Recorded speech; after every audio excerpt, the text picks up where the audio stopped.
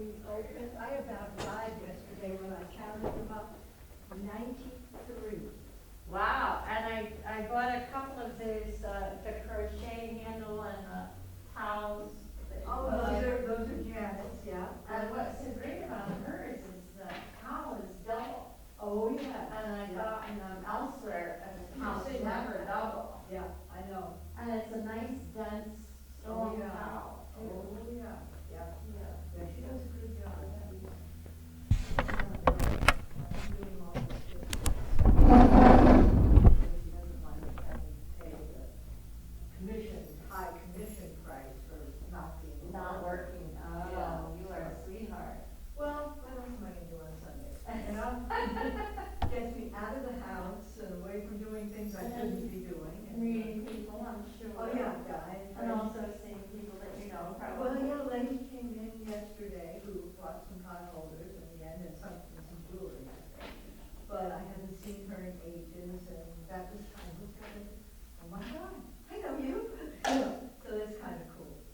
And then we have all the people who stop and read the story about the car going into the building. Oh, yes. And they asked me, I was yesterday, you don't have to, I can tell you firsthand. Your powders are bigger than they were. Some of them are, yeah. Well, I have what they were. And you can use them for trivets also. Yes, and then I saw some of them are rectangular. Oh, yeah. Square. Depends on the fabric. Sure. And a lot of people say that my favorite one was Mrs. Patch, believe it or not, that's her name. And she said, well, I wouldn't use them. And I looked at her like, excuse me, what are you doing with them?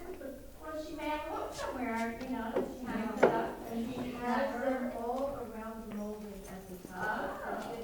They look beautiful right there. But when You she need to said, create a little slot for her and put it in a frame. Or Yeah. more sometimes. yeah.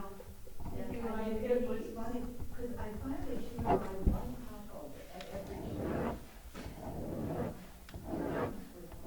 Are you using them up? And her look on her face was one of horror. I wouldn't use them. What did you do? I know it was the look I will never Did you forget. get my email about providing me with a copy of your current contract? I got it. I sent you a reply saying I'd like to see a current one, as well as we're going, I did not. and said I was coming tonight. I did not. I'm sorry. Okay. I did not. I didn't look at my email this afternoon. I did not get that. Okay. Is there something in it that is of particular interest or something? I don't know what's in it, that's why I want to see Okay, it. that's fine.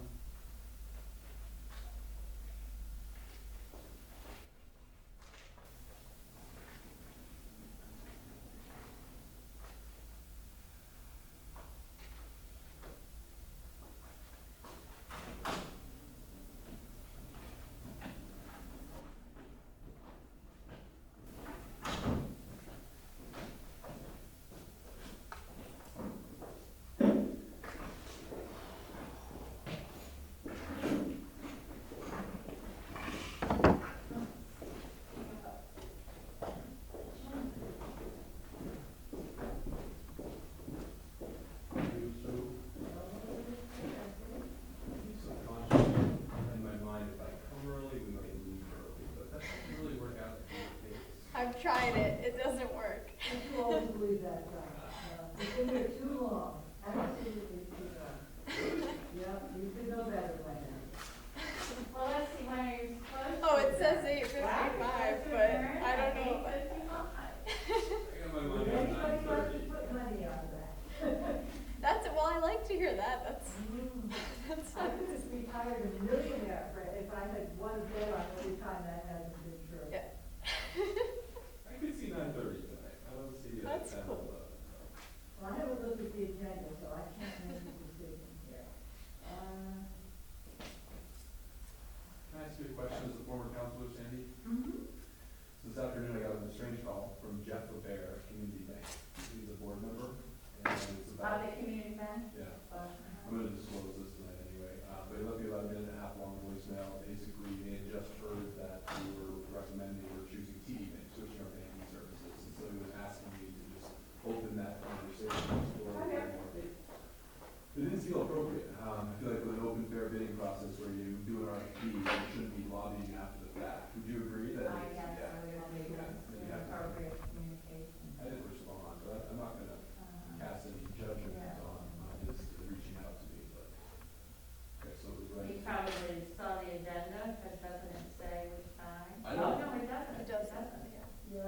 It And didn't this say is which it. bank, but it did say something whether that, Well, I talked to Kevin about it, and he said they called him this afternoon saying they did get the, so I'm guessing he called reaction to that.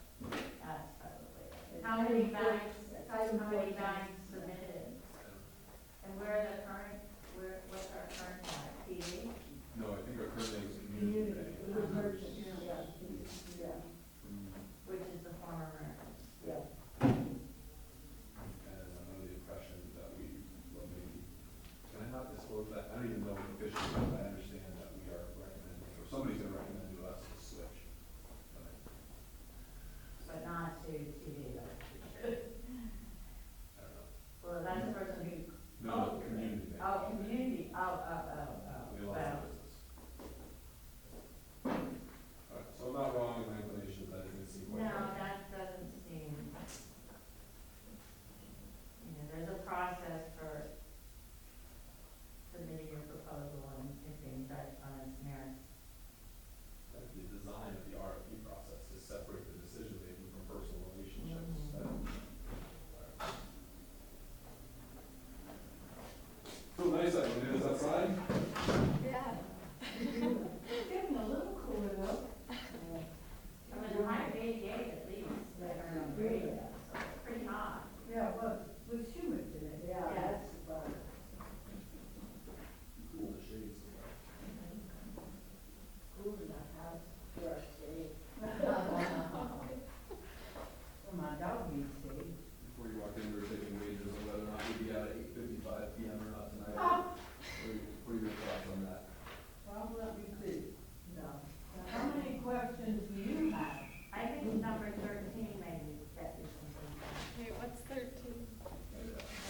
The land development regulation. Oh. Well, that, I don't know if we're gonna discuss that. No, that's short, you just set the public hearing on that. Yeah, That'll I mean, be- it does give us 20 minutes to do that. You So I can think raise 12 goes questions. through the highlights, but we don't discuss. Yeah. Well, I So- think you actually don't have to move to have a public hearing. You have to make a decision, not necessarily tonight, but that's the whole idea. Because there's a 15-day warning period. Yeah. So I think that's the recommendation, is for us to have a public hearing. Warning. Yes, and that's why it has the three, consider warning, yeah. Where is Nemo's Pizzeria and Restaurant? I believe it's the old. Oh, that's right, on Shelburne Road, almost in Burlington. Yeah. What I call it, Yeah, that's right, because you, when I lived, I had to get back. Oh, I know. I see now, Nemo woke up there, 28 is passing for that. When I Well, the building is quite attractive. Direction was like. and the location. It seems like the location is, I don't know, there are places, Yeah.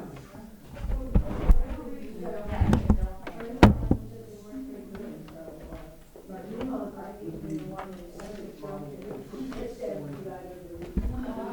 We walked in early and we got a table, about 5 minutes later, the line. Yeah, we live in that. That was from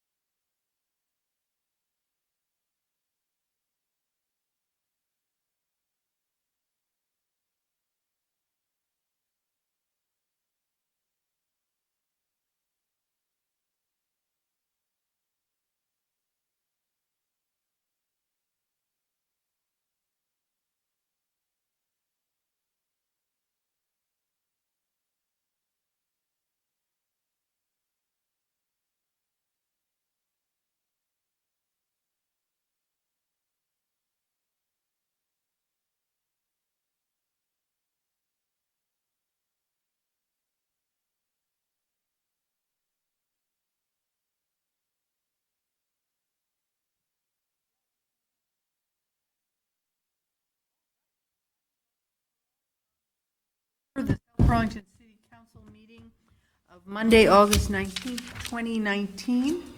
And David, would you lead us in the pledge?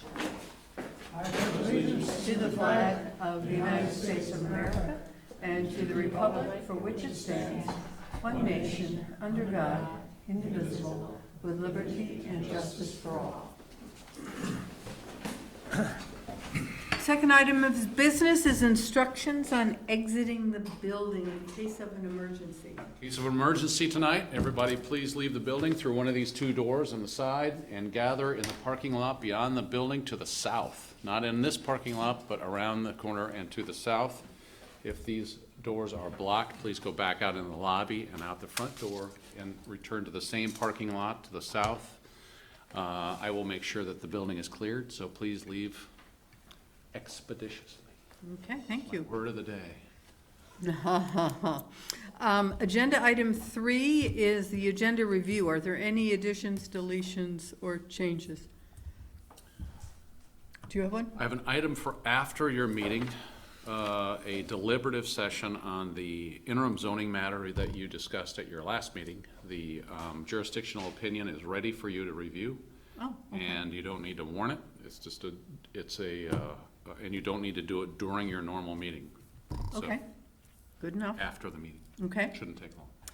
Any comments and questions from the public not related to the agenda?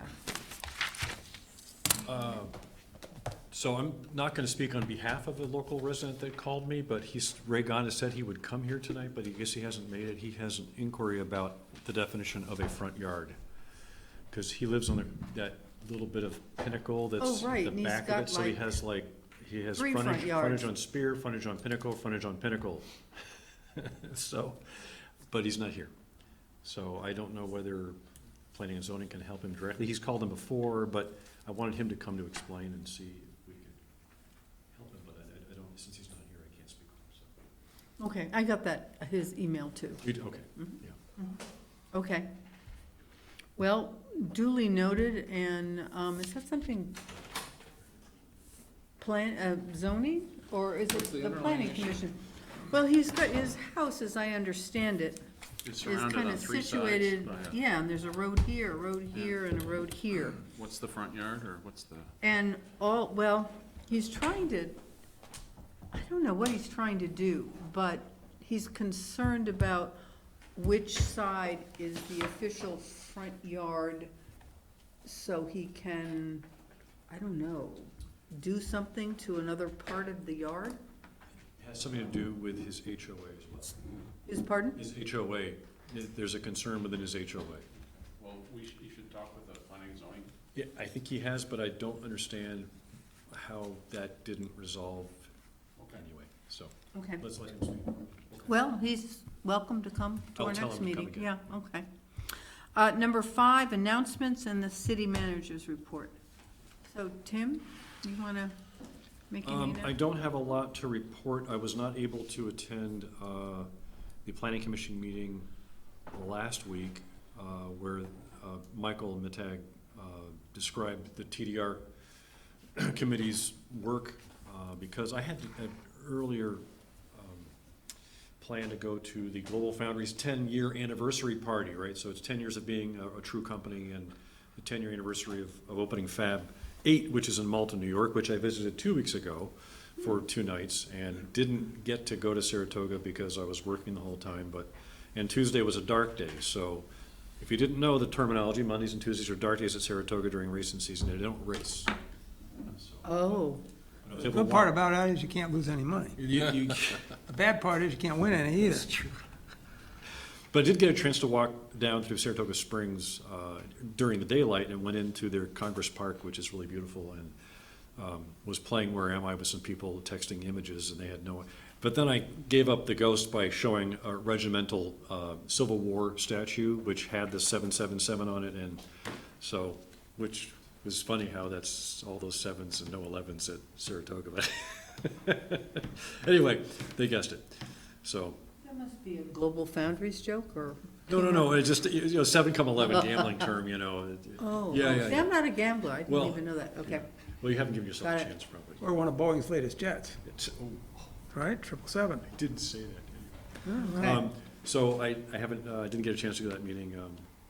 I did get a chance to go to Boston this weekend to visit with my son, and for the first time, we rented kayaks and kayaked on the Charles River. So if you want to know how to do that, let me know. I'll tell you, it's pretty easy. It's in Cool. Alston, and it's not that expensive, and you can go all the way to the Esplanade from there and get a little wet. There are waves? Hmm? There are waves? There are only waves when boats go by at speeds that they shouldn't be going by at. And then pity the poor scullers, because they get more of a problem, they have more problem than you do. So, yeah, it's hard for them to turn quickly to get their bow into the wave. They're going like this. That's all I have to report. Okay, David, Nothing to report in the last 2 weeks. okay. I wasn't here a lot of the last 2 weeks, so. Megan?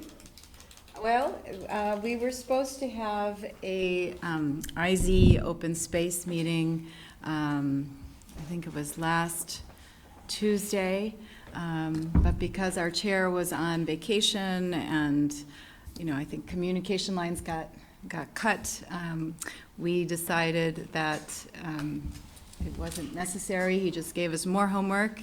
We had each of us 4 more parcels to do in order to complete all 183 parcels. Wow. So this Wednesday, I believe, is the 23rd. Yes, this Wednesday is our meeting, and we will have done all 183 parcels and just kind of working out all the kinks. So Great. if you're interested in being present for that, which should be a real does intense that start? working, 7. 7 o'clock day is it here, again? right? Upstairs? 7 o'clock here, upstairs, What date? this Wednesday. Which is also the day of the, sorry, The 21st, I'm sorry, I apologize. of the school board meeting is also the 21st. Is also the 21st. Yes. So, of course, this is a busy, right, time for both school and city. And we know that there are choices that have to be made if you can come out and attend these meetings. And I think that's it. I was involved in a little accident here, but I'm feeling all right. And did get away with myself this weekend, so. With your what? I got away this weekend myself. You did? Yes. But you had an accident? Yeah, I have a sprained ankle. Oh, but not in your car? Not in my Oh, okay, Fortunately, on the bus. no. No, not on the bus either. No. Okay, Tom? So about a week and a half ago, attended Sobu Night Out. Really great series of events. So I love it. I don't know if next year we're looking at 8 weeks, but it's just was such a huge success every night that I was able to attend. Great. And then right after it, I attended with Tim the Dorset Farms board meeting. That was a very productive meeting, and I just want to applaud Paul Connor and Justin Rabideau for finding the time to meet with residents and in the evenings to just go through that. So I think that was a very productive meeting. And then one thing that I want to say, I was very excited to receive an email from Captain Micah Genslinger, and he CC'd Leo Wormer this weekend, and they want to talk about the Firefighters Awards recognition dinner. So they're thinking about late March or March of next year, and if y'all want to get involved, I'm going to hopefully bring in the Rotary and as much time as they're willing to take from me, but I think that was a great event last time, so we're hoping to emulate that same experience. Okay, good enough. And I have nothing to report. I was on vacation for 2 weeks and got to see all my Salt Lake and Denver children and grandchildren. So it was great. Fireworks are great. Pardon me? The fireworks are great. Yeah, we had like 1,500 people up, I think, Really? for Thursday night. great. It was the biggest attendance of all, but we've got 8 this year. So there's still 2 more, or 3 more. And next year we'll have as many or more. So also there's a Who does the count, the crowd? the police try to make an estimate, but it's hard because people are coming and going. So over the course of the night, about 1,500. Anyway, so we're also working on a Halloween-related outdoor event that Holly can announce. So trying to have a fall event and probably a winter outdoor event as well. So in addition to Sofu Night Out, but those would be back for next year as well. Great. Nice. We had 3 new firefighters start today. These were 1 replacement firefighter for a firefighter who had left, and then the 2 that are in the budget for this fiscal year. So 3 new firefighters started their orientation today. Next week, we have 2 members of our fire team and 2 members of our police department going down to 2 sites in Massachusetts to look at consolidated dispatch centers. So under the Chittenden County Public Safety Authority work that we're conducting. Are there any other individuals from our partnering communities Yeah, going? yeah, Oh, there's a good. big group going down. Oh, okay, so it's just 4 yeah, from our 4 from community and our, then. 2 Good. fire, 2 police, and then Great. same groups of folks from the other communities. We're looking at November 15th opening for Market Street. A lot of work has been done in the last 2 weeks. The wetland, or the stormwater pond, now has at least 3 of our geese planted in it, around it. Curbs in, sidewalks in, rec paths in, and they should be out of the road shortly, so hopefully we'll be open for traffic shortly.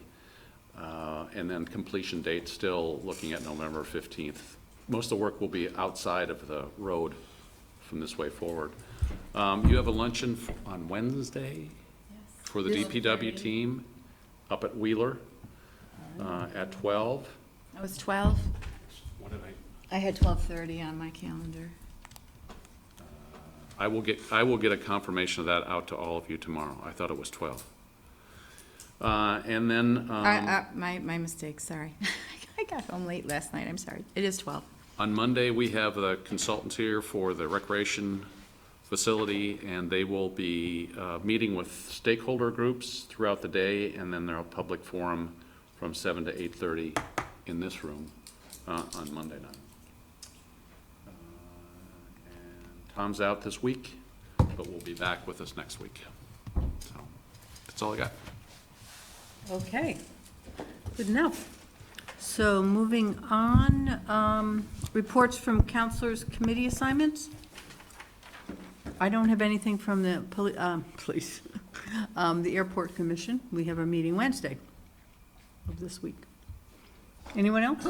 Please put down what I said earlier for that. No, it's not a committee assignment, but I can tell you that, that we're hoping, we're behind schedule on the rink addition, the common entrance to the rink.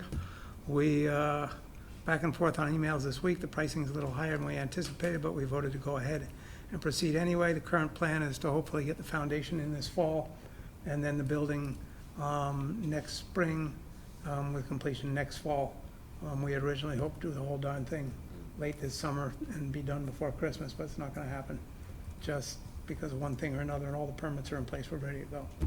So, that's the schedule on that. But we hope to break ground in, within a month or so. Alrighty. Consent agenda.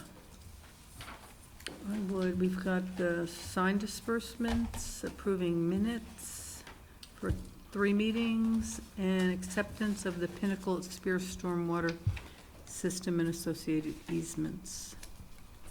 I have a question on that one. Just reading through the handout, the statement was made that it is in the city's best interest to take over this, I think this is the stormwater and. Yep. And I can sort of on an intellectual level, sort of understand that. But at the same time, it's a larger, presumably a larger expenditure. So I'm guessing that there's an advantage to have it under the MS4. MS4 because it's a higher standard? Or it's consistent?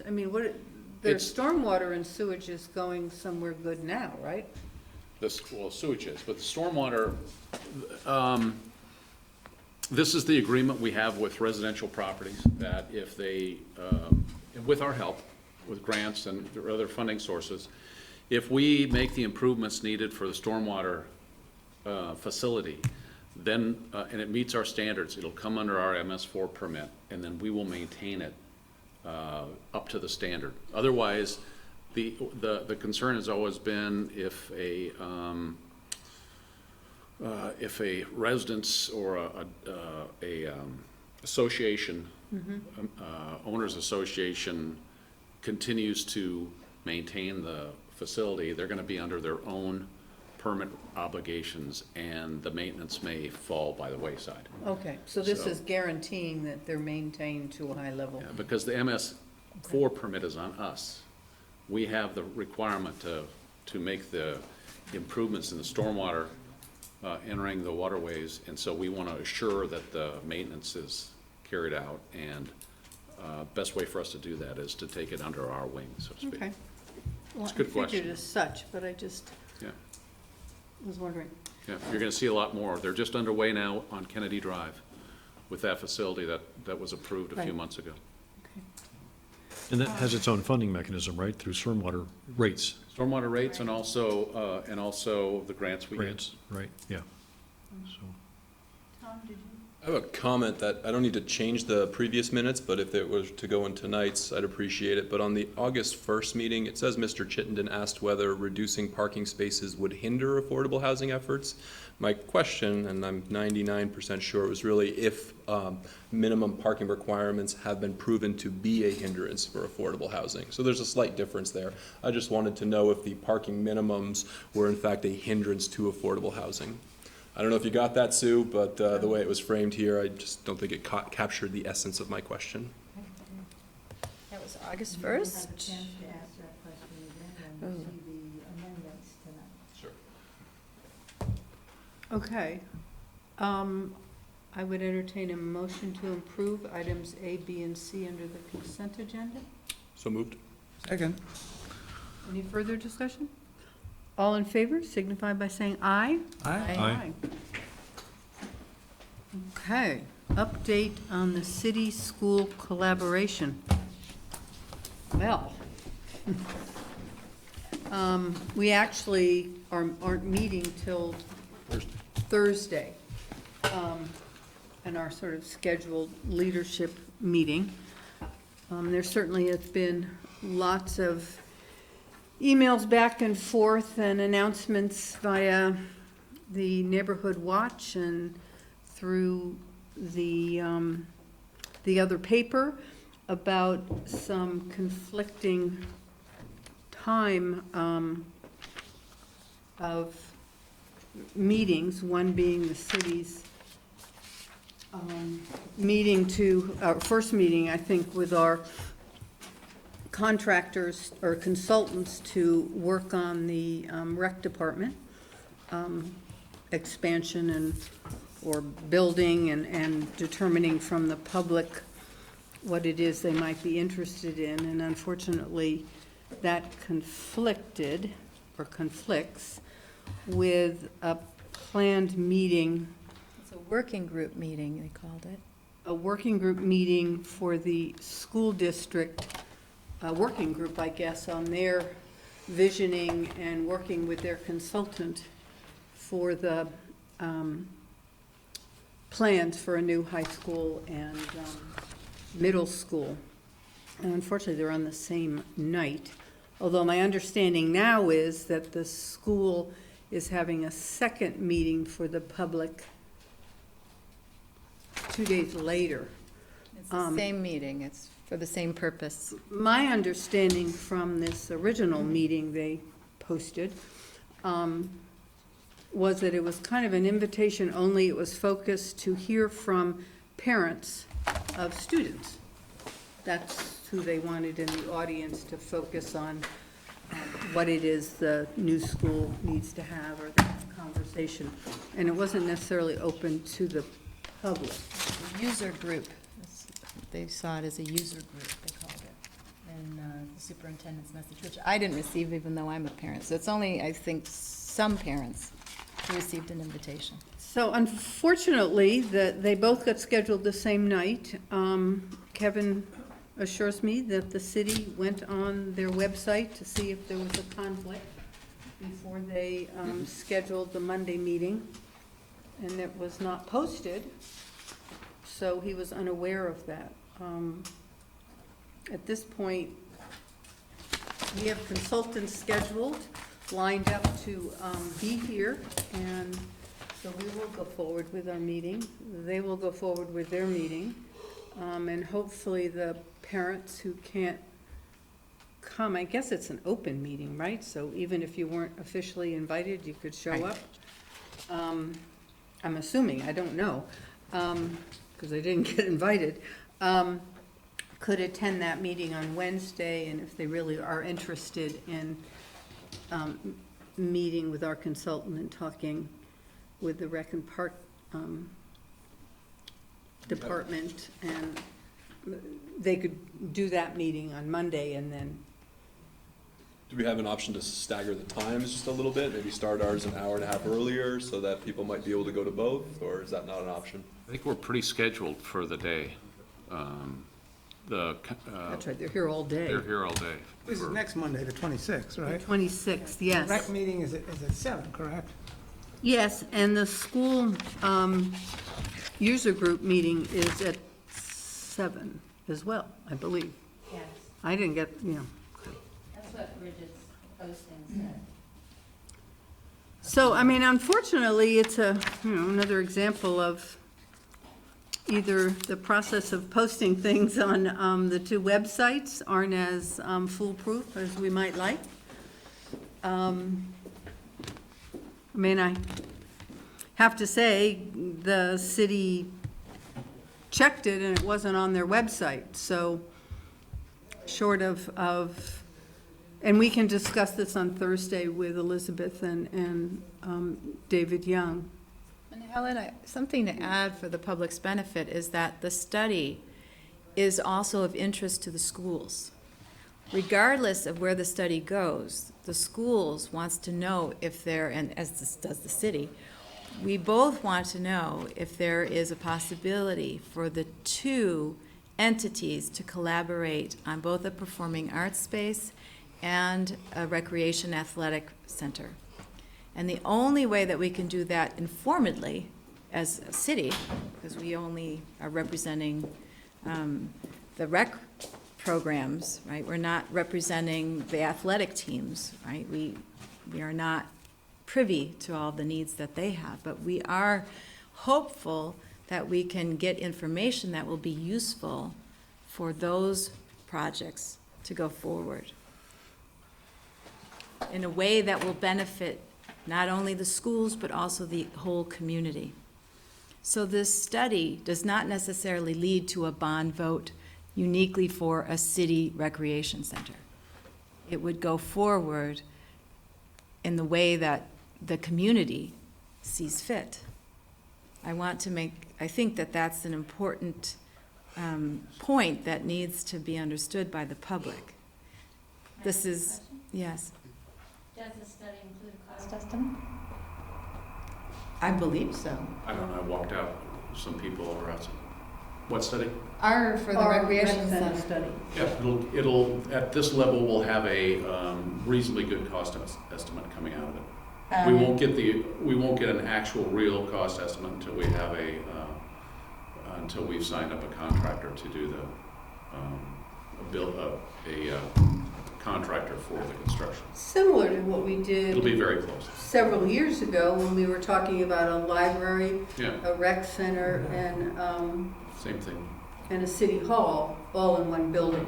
That came back with some cost estimates. I was part of that study. It was a very rough estimate. It Uh-huh. didn't involve what I expect we're paying for here. And it will include I guess my concern is that I'm hearing from a lot of people that they really would like this delayed. A cost estimate, if we were to build 2 or 3 years down the road, a cost estimate now would not be worth money because so many things change in terms of the cost of materials, the cost of bonding, the cost of everything, so. How do we inform the school district as they're trying to collaborate with us on ways that meet the recreation programming needs as well as their athletic team, and I would assume that they have club team needs?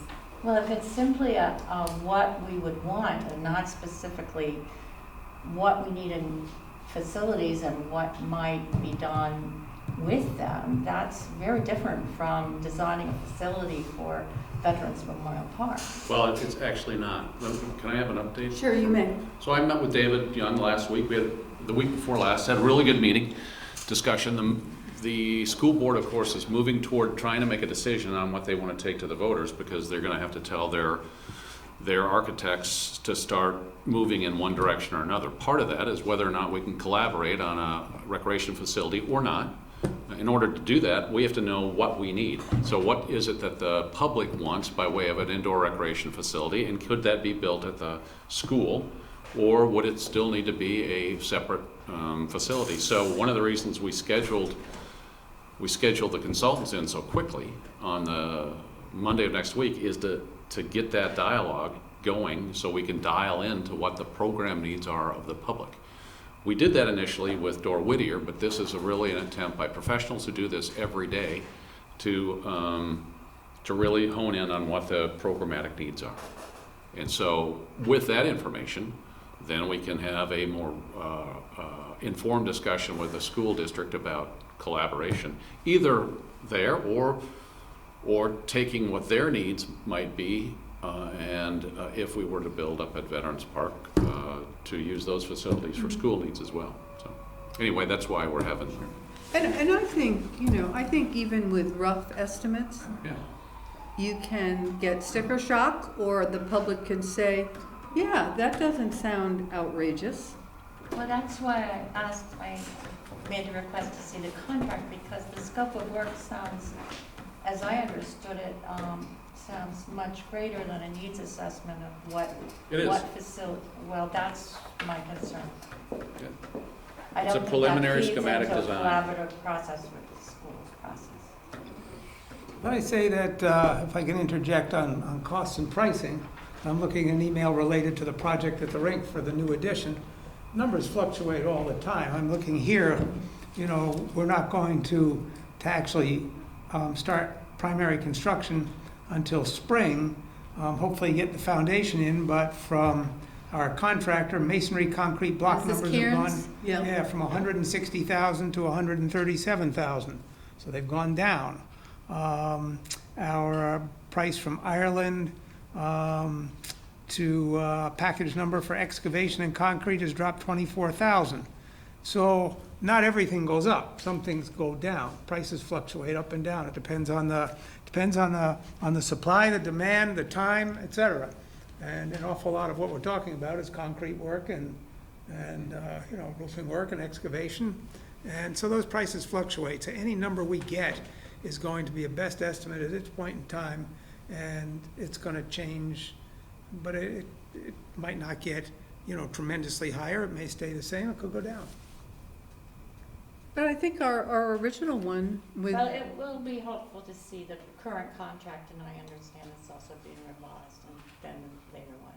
Because then I'll have a better understanding of what the consultant is being asked to do and when. I think it's, a disappointment that the two are in conflict, but I hope in the future, we'll figure out an even better way to make sure that each of our calendars are up to date. So if one side of the street is planning a meeting, they know what the other side has planned. And perhaps this working group, it isn't on the big calendar, because it's just a small working group, and the public isn't really, invited or encouraged to attend their meetings, to necessarily know about them. I don't know. If it was a public meeting, it should have been on their schedule, I would think.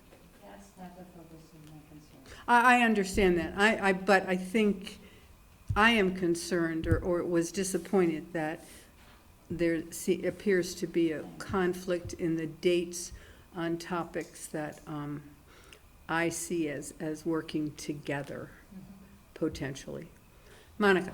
So separate from the timing of the meetings, can I get some clarity on the schematic that will be discussed, I think, in the public meeting, or the looking to create a schematic for the rec center, kind of relates to overall timing. Can you just explain, will you be, is it like a phase 1, phase 2? Will phase 1 be understanding what is wanted and needed, and then before actually creating a schematic, figuring out what's already in the plan with the school so that we're not double schematicizing? Creating Right, redundant like- facilities. I mean, I think that there's yes, this calendar issue was unfortunate, and I have suggestions for another time. But for the overall timing, I think there's just confusion. Are these showing up on the ballot at the same time? These are both going to be very expensive endeavors. We're not And- there yet. Well, but I'm just putting out there that this overall sense of, so if there's a schematic that is going to be paid for soon, will we at least be able to identify, oh, well, don't bother putting that in the schematic because that's in the high school plan, or develop 2 schematics because we don't know if the high school plan will ever come to fruition, be approved, even make it to a ballot, we don't know, but. Well, I think that you're getting to a good point, should I? Yes. Monica, the timing of this is important because, as I noted before, school districts, if they're going to be on the November or the March ballot, and those of you who are aware of the warnings required for that know that you really have to have develop the ballot language and the warnings in late January. So working back from that, we're not that far off from for them having to have some pretty significantly finished designs. The effort that we've undertaken, that David and I agreed to work on together, actually this goes back months when we started talking about synergies between the 2 projects, but a week ago was talking about the school board's time frame and the need to at least understand what the non-school program was, so that it could be determined if the synergy was right there between the school and the city's rec department to have a common facility, or a facility that was an add-on to their facility where you could create some type of barrier between the 2, because school campus security is a huge thing now. Plus, our preliminary estimate was 300 parking spaces. So, those things have to be figured out before their architects, Dorn Whittier, can really start modifying that part of their overall building. So right now, we're really focused on programs so we can have that discussion. The drawing aspect of it, kind of like you see for the community center, will be coming on behind that. But the actual detailed level of design wouldn't happen until after a public vote. Well, I think that is what could really be made The more school's clear. public vote? No, Monica was I'm sorry. Well, I I'm just saying, wanted this to- is exactly the piece I think that will be helpful to the community in understanding, because it is confusing right now. It seems like there's this people are saying right hand, left hand, and it sounds like it's not right hand, left hand, but that's not clear to people. And the fact that it makes a lot of sense to learn from the public how they might be able to use a new school building or not, so that no tax dollars are being duplicated, no efforts are duplicated, nothing's competing. And then in terms of timing and when people will have to decide on things, of course, that's going to be relevant to the taxpayers. But most important, it's knowing that the research you're doing now is to help understand what the school can take on versus what they can't or shouldn't for a separate building. That's helpful. Whatever communication you have going out, I'd say that needs to be more clear to the public, because my impression, having also just come back after 2 weeks, is that that's not necessarily clear right now. Well, we can certainly make that clear on Yeah. Monday. Yep. And hopefully the other paper will have people at both meetings, and reporting on, what is said. Because I think the more we talk about it, the better the outcome will be. Because they are very large items and dear to different people's hearts. Okay. And I'm just gonna throw this out there, just as we often do, we throw spaghetti and see what sticks. Is this too premature for consensus to put a question out there to the community, just to see whether or not having a joint facility is something that the public is interested in at all, or not? The concern about doing that is that if you put the question out, the expectation might be one way or the other, and there may be some showstopper issues. Either direction we go, either consolidated with the school or separate. I think a general question would be fine, but I think we've asked one about an indoor recreation facility, but We have. I would hate to be too specific, because then you get tied down. I think it would be good to hear some of the questions from the public and maybe pose some of those that make sense to have a broader conversation or feedback. But what I would also encourage members of the public, especially people who run Facebook groups or who write letters to the editor and things, is that you take the information that you've gained tonight and you share it. I mean, that's also part of the public process. I am limited. I have very few followers on my Facebook page, much fewer than you do, Monica. And I can only do so much. All I would say to that is, I hear you, but there is a paid staff member, and I understand it's a city, and it's not school, but there is a person on staff who's a communication person. And I'm not in any way commenting on that person's skills. It has nothing to do with that. If there's anything that's preventing the city's communication person who's getting paid, if there's anything preventing that person from reaching out to as many resources as they can to help, so it's not left up to. But I think, just like the user group meeting was very preliminary, it was not really advertised at all. I didn't even receive a letter as a parent. I would think that the taxpayer-funded communications person. They have one at the schools too, Monica. But they should all, so anybody who's getting paid to do it should be doing it, and it shouldn't necessarily be, the individuals will do the best they can. I understand, but I do believe that this is a democracy and citizens play a key role, and communications has a role to play as well. But I don't think we're ready for the big tent yet. And so I think at this point, where we're just in the preliminary steps, I would hope that citizens who are informed could play their role as informed citizen, and to take that back, as I do, as well as best I can. And I think that it takes all of us working on this. You've come with concerns. You do have some power in order to allay concerns, and I'm asking you, just as we will, to use the power that you have as well. Citizens have a lot of power.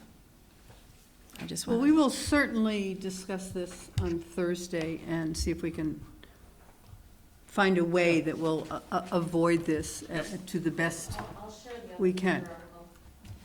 Sandy? I just want to say, my best way of understanding what is being undertaken will be to look at the contract and then the revised contract. The scope of work, the deliverables, the schedule, the amount of money. My concern is that more than really getting clear on the needs and say how many square feet or whatever that would require or whatever is premature. That's what needs to be fed into the school process, and they can figure out what we might do together, and then we could figure out what we maybe need to do separately. My understanding is this contract involves a lot more than that, but if I'm wrong, I'll be happy to tell the world.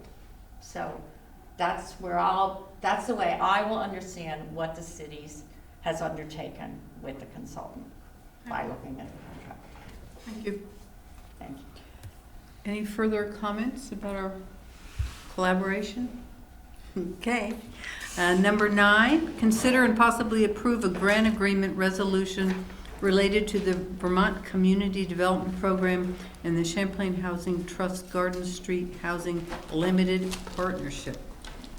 No acronym for that. So So this is the standard grant resolution that the Agency of Commerce requires for the Community Development Block Grant Program.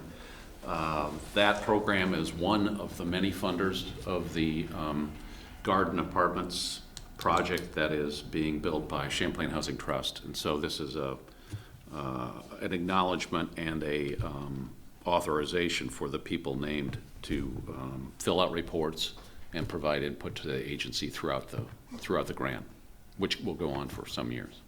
So you simply need a motion to approve this. Yes. So moved. Second.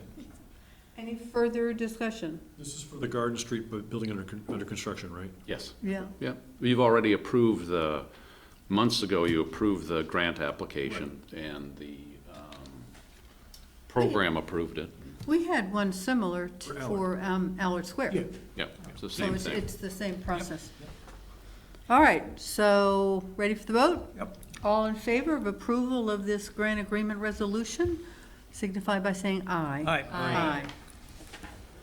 Okay, that passes. Item 10, consider and possibly approve a resolution authorizing use of city infrastructure.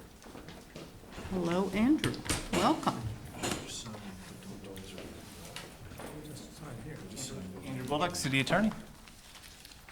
What's in front of you today is a resolution authorizing the use of city infrastructure.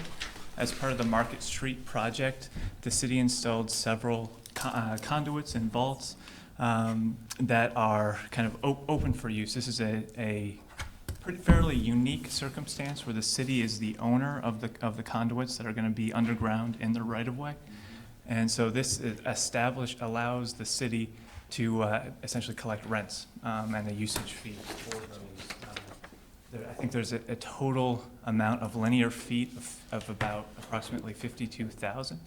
And so this will allow, Comcast, they're already asking to get in to service Market Street. So this will allow us to negotiate and enter into fairly lengthy contracts with utilities. This is somewhat similar to what we talked about maybe six months to a year ago with the small cells. It's a similar type of formula to come to a rental amount. So the total cost of installation was around $500,000. Our cost for the conduit? Our cost for the infrastructure improvements. So what we would ask for, and I'm recommending, is a 19 cents per linear foot rental fee, which is based off of the total amount of linear feet and the total cost of $500,000, amortized over 50 years, is approximately a rental fee of about 19 cents to recoup the cost of, it would take 50 years, but recoup the cost of the infrastructure improvements.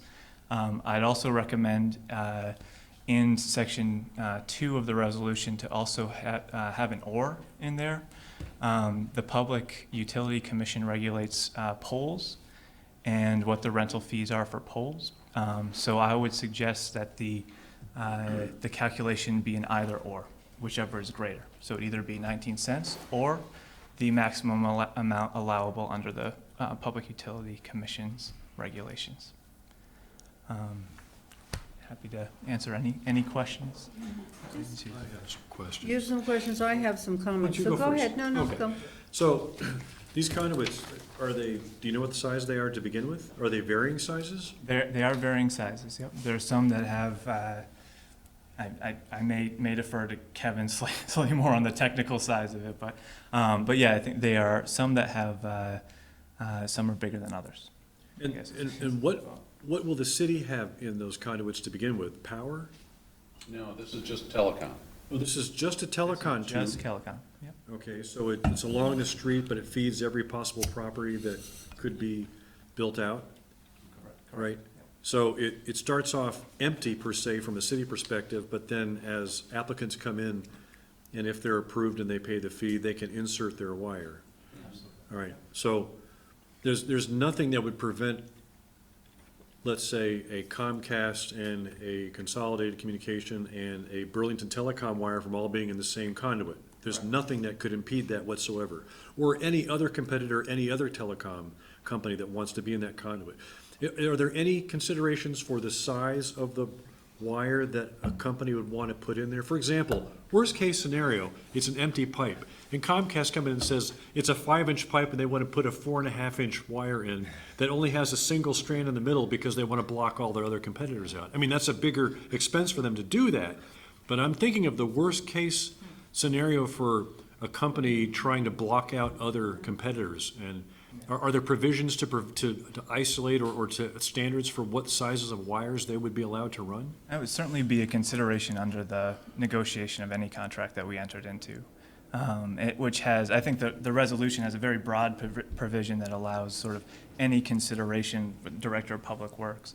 Our primary goal would be a competitive environment for the users. Right. We started out this discussion probably 4 years ago, based upon the notion that we didn't want any one company to dominate service, but that we would provide access to multiple companies up to the capacity of the conduit. I believe there might be individual conduit within the conduit that would then foreclose that ability to occupy the whole outer conduit. I may be wrong about that.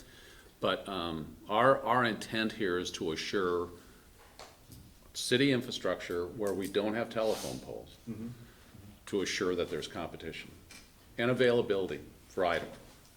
And what kind of indemnity would the city have in terms of leakage of the conduits over time? How does that work, and who would be responsible? Telecommunication conduits, you mean, water leaking into it, you mean? Yeah, I mean, Yeah, is under- 50 years the standard I don't know, is, life of these conduits? They're made of a PVC pipe, as I understand. I mean, I think it could last even longer than 50 years. Plastic lasts forever, doesn't it? Yeah. But yeah, to answer the indemnity question, that would be, again, negotiated as part of the terms of each individual contract. But there would be kind of a standard indemnity to indemnify the city from damages that are caused by external factors. are these conduits under the road or the sidewalk or somewhere outside of that, or everywhere? They're not in the road. Out in the road, okay. Yeah, I would, yeah. Okay, I'm just want to understand. I think they're Yeah. under the sidewalk or the bike path. Okay. I remember discussing this with, and I don't remember with whom, actually. Because I would like to see more underground infrastructure, as the American taxpayer paid for in Europe with the Marshall Plan. And the response that I got, and this is from somebody who knows something here in South Burlington, was that there are too many critters underground that could bite, and could actually cut the line. So I just wanted to throw that out there. Now, the PVC we're told is pretty impervious, but I'm I had not heard that. okay. Yeah. Are these grubs that have really sharp teeth, or? All I know is moles, but I don't know how much. But that was the response I got. Oh, that's interesting.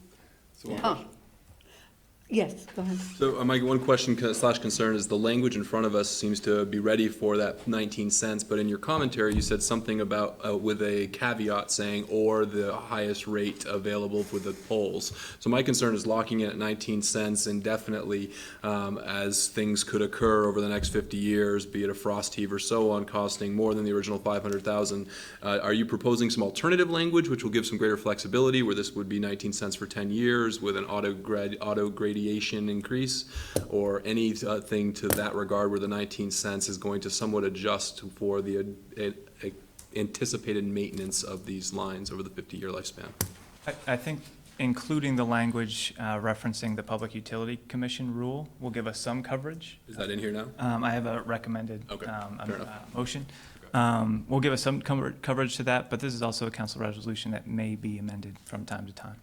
So if that number is no longer competitive at a later date as we negotiate these contracts, we can certainly change. Have you been approached already by telecom companies about this? They're clamoring at the They're, door. they're lined up. Yes. So those three that you mentioned?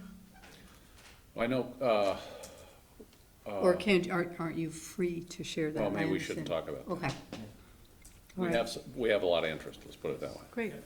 Well, I have a question, just, and I don't know how it affects this, but given the expected ruling by the FCC regarding the telecom companies being required, negating their requirement to provide funding for public access television, Comcast being the one the state of Vermont deals with for largely. I mean, the Burlington Telecom pays in as well, but Comcast is where we get our money. And the FCC, with some of the new appointees, are suggesting that that might no longer be part of the quid pro quo. It's been for I don't know how many years, all those poles that go through the cities or underground conduits. The reason they can use them at a very low cost is that they agree to provide the funding for a number of things, and one being public access television. And now that potentially can change. And Comcast, I mean, we're in court. We got a ruling, and the state of Vermont supported their requirement to continue to support public access, although it's based on the membership, and that membership's going down because people are using Netflix or, you know, Apple TV or whatever their laptops or whatever it is. They're not using Comcast as broadly, not just here, but I think nationwide. So, you know, I don't know how you put a caveat in there, but that's a concern of mine, to provide yet another very attractive, apparently, conduit for this new development in the city of South Burlington, when in fact, if we want to continue with public access to the degree that we have it, taxpayers are going to be asked.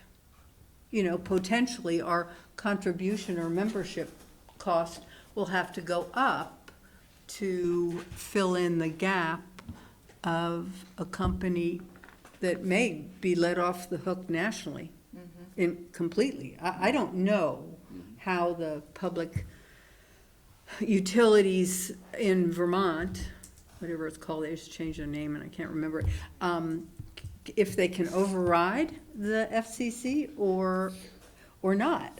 But that's just a concern that maybe in your deliberations, you can mention that you know, this is something important to this community, and we're providing this continued access. Well, this is clearly the opportunity for us to say, you can't run your wires unless you provide a wireless access point all along Market Street. So free Wi-Fi on Market Street. I agree with you, Tim. You know, That's what we need. or you say, you have to pay the 19 cents plus an extra charge to go into the South Burlington Telecommunication Wi-Fi Fund, or for whatever fund it is to promote Wi-Fi availability throughout the city where there are problems getting it. I don't know what those problems are or where they might be, but your only opportunity to gain any leverage over the telecoms is this conduit, because they want into it because it's a revenue stream for them. Right? Why shouldn't we take that as an opportunity to generate some, you know, telecommunication stream of our own? Right? Whether it be, you know, access, some sort of a discount for the city on all of their Wi-Fi access or their internet access, ISP access, or be it to the nonprofit buildings on that street. Well, I heard in his comments that since this is a public service, there are some limitations on the rent we can charge, and that's that public pole utility fee that he's proposing we keep it possibly in step with, which might be the maximum amount we could Well, charge. this could be a one-time charge too, right? I mean, you could say you need to put WAPs up and down Market Street, you know, with at least a 5 megabit per second, you know, access rate. You know, because you've talked about that before, Megan, how you thought that there should be some sort of a public wireless access, you know, in our city center, right? Which is something that would be nice to have. But I'm just spouting ideas here, but I think this is the only pretty good opportunity ideas. we have for it, you know?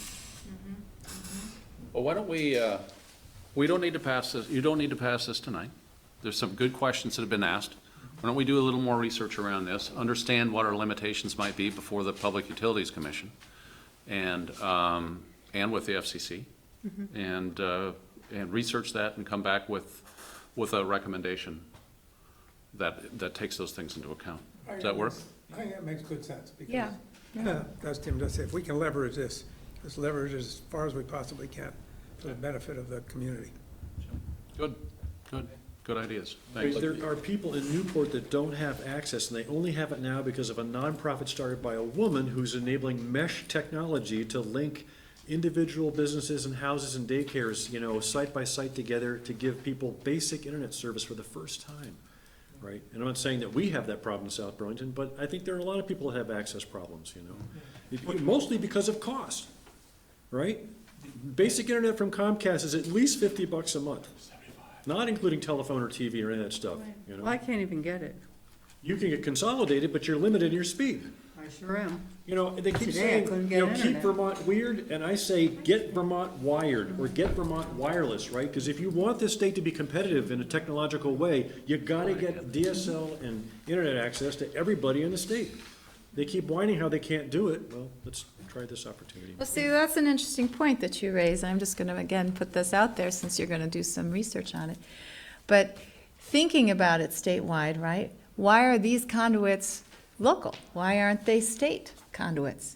And why don't they use any kind of proceeds from a user fee at the outset or some kind of tax? I don't know what would be possible here.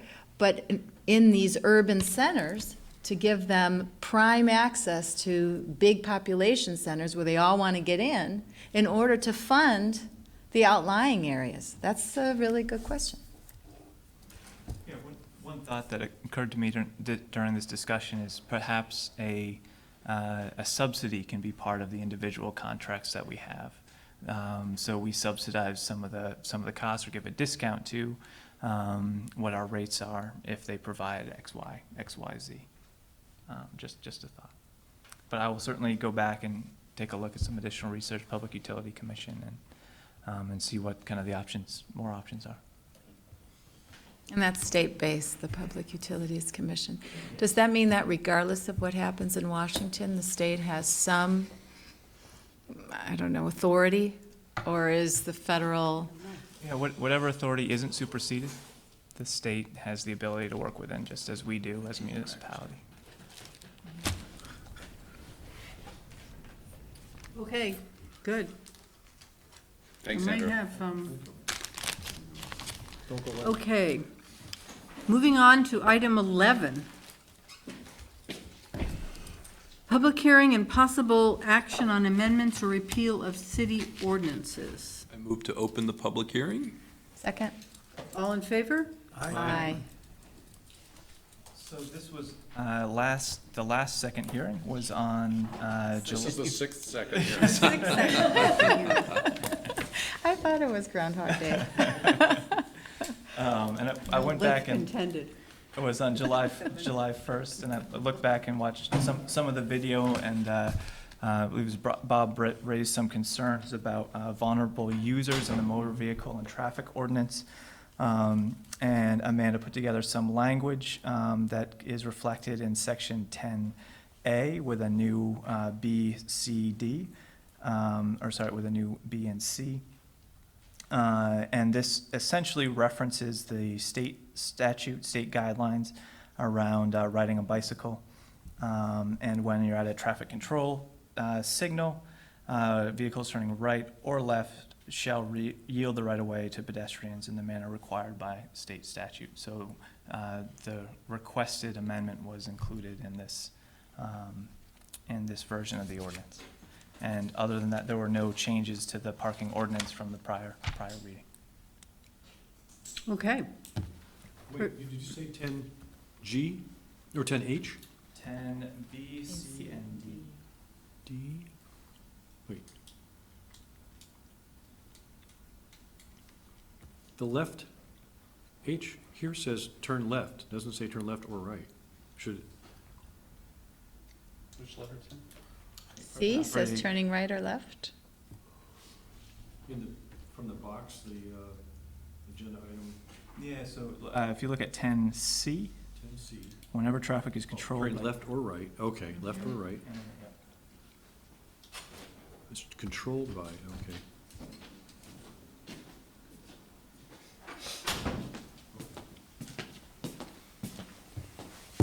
Does that meet everyone's needs? Okay. Are there any, do we need public comment? Pardon me? Public hearing, yeah. Yeah, is there anyone in the public who wanted to comment on our motor vehicle and traffic ordinance changes? Okay, seeing none, we can move on to parking ordinance. Were there, we didn't have any additional changes to that, did we? No. No, okay. So if there's no public comment, we can move out of public hearing. I'll move to close the public hearing. Second. All in favor? Aye. So now before us is the sleepy eye over there. There are two of us. over here. Approval of the parking ordinance. I move to approve the motor vehicles, I'm sorry, I missed that conversation. Are we ready for the motor vehicle and traffic ordinance? Are we? Yes. I am, yeah. I move to approve the motor vehicle and traffic ordinance and parking ordinance. Second. Any further discussion?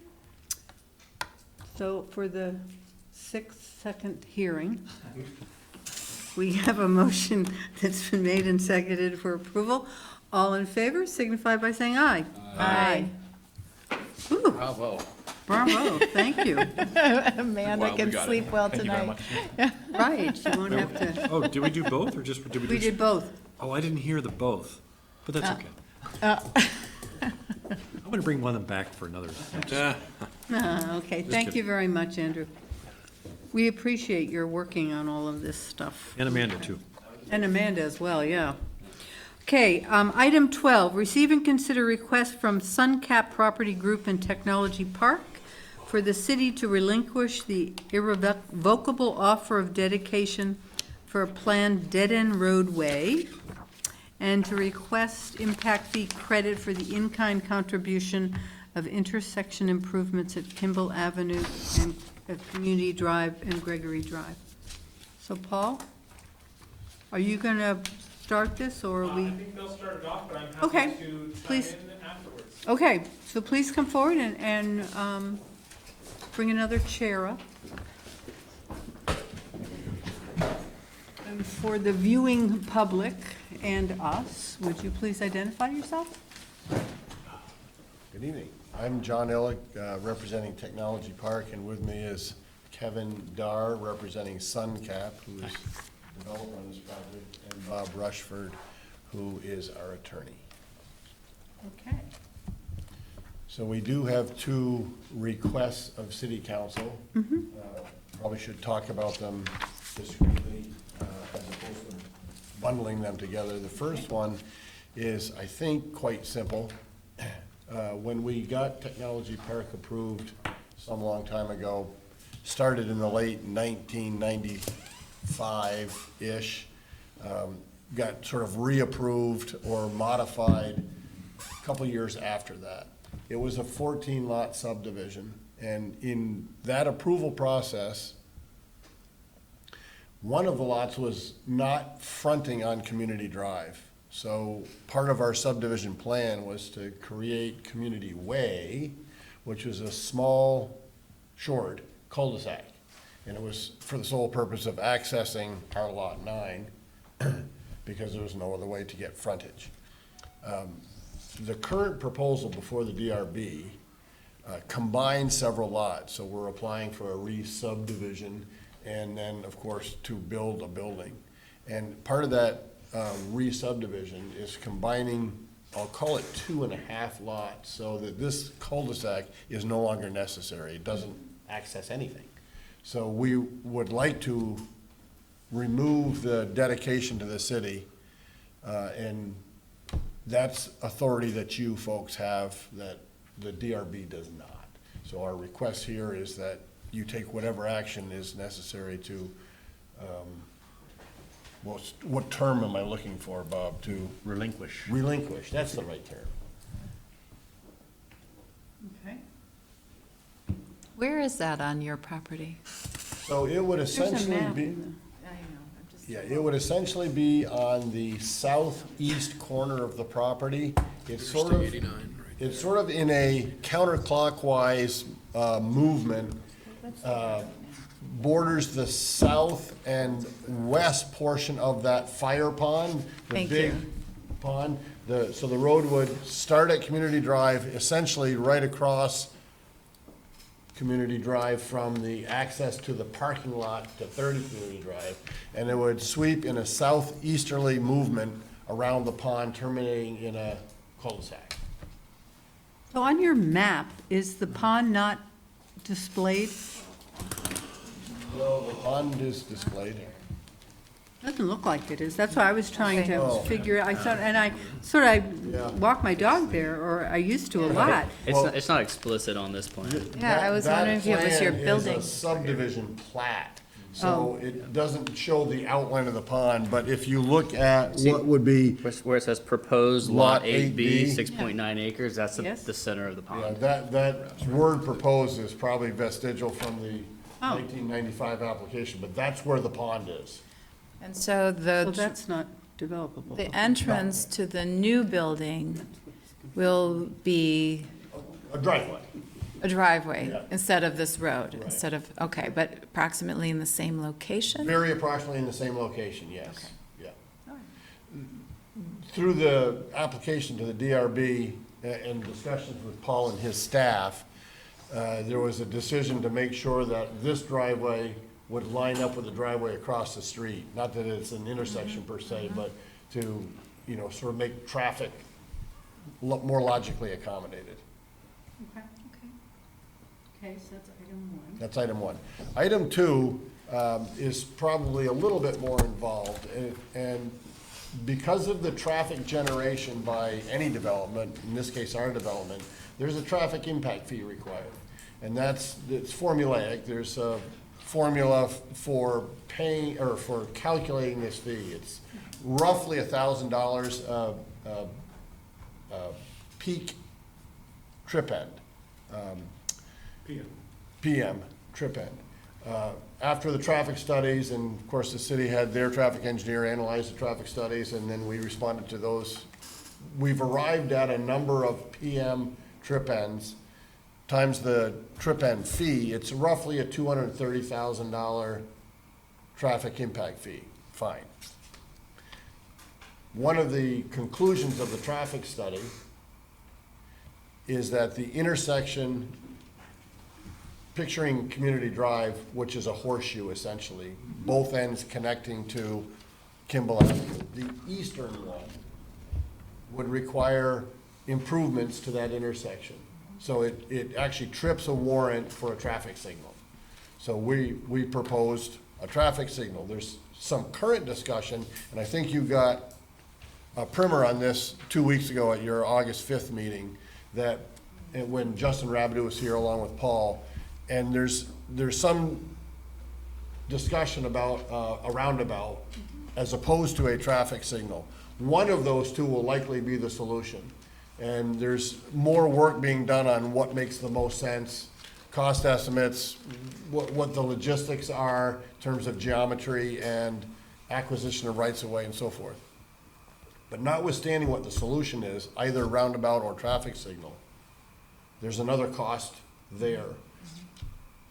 by traffic study, our development would put roughly 15% of the through traffic of that intersection into that intersection.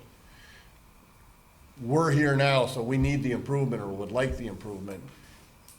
Would like to see a traffic signal or roundabout go in, but would like the share that we're not really responsible for to be credited against the traffic impact fee.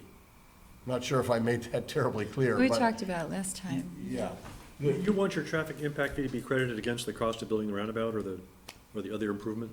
Yeah, Is that what- essentially, yes. And does this calculation, Paul, include the employees that go into all of the different businesses there and the Planet Fitness customers and? That's a good question. Paul Connor, Director of Planning and Zoning. At all times, whenever John and his crew have come in for a project, we have evaluated the traffic associated with it. And so at various times, there's been payments of impact fees, there's been improvements that have been credited, and so everything that's there now has been accounted for. Okay. If a new building came in for another 50,000 square feet, then it would be looked at again for its implications, impact, and any fees. If this particular development did not trip a warrant, we wouldn't be having this discussion. Paul would send us an invoice for $230,000, we'd write the check, and it would be done. We would have met our traffic impact financial obligations. The fact that it trips a warrant, whether it's by one car or 230 cars, is somewhat irrelevant. It trips a warrant. So improvements to this intersection are necessary. We just don't want to be paying both the traffic impact fee and the full cost of this, which we're not using the full value of in terms of traffic that moves through it. But more than 15%, perhaps, if we take into account all the previous years, because 15% only represents the new building with all of the traffic it will generate. The 15% represents, so that the current intersection, as it's configured, can handle X number of cars. I don't know what the number is, let's say it's 1,000 cars during. The new improvement is estimated to increase it by a certain amount. Let's say 100 cars additional can go through because it's a better intersection. Of that, using my made-up numbers, 15 of those new cars that can now make it through that intersection at a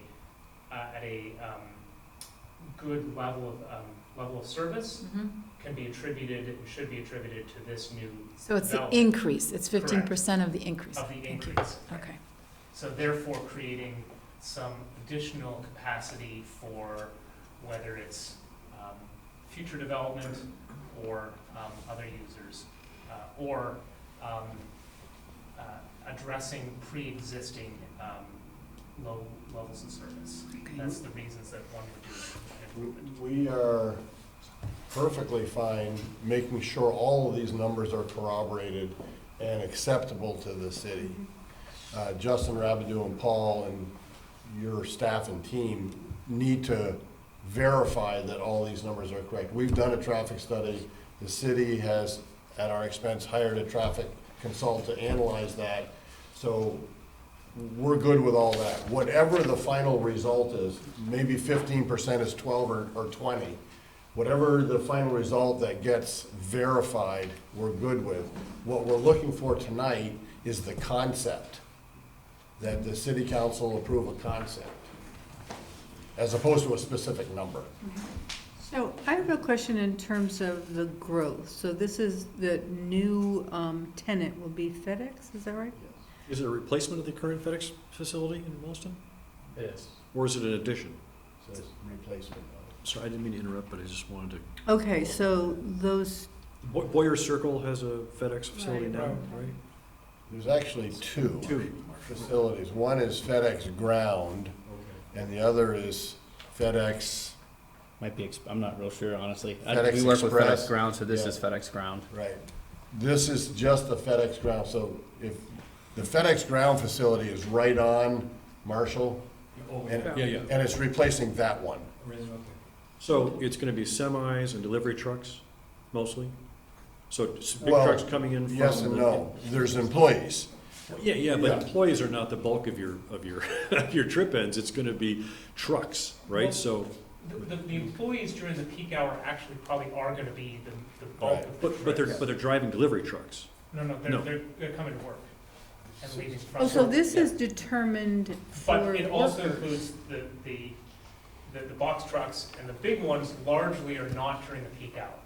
Oh, okay, so you're just talking PM, so it's employees leaving and, Right, the traffic impact fee is calculated on PM peak hour trip ends.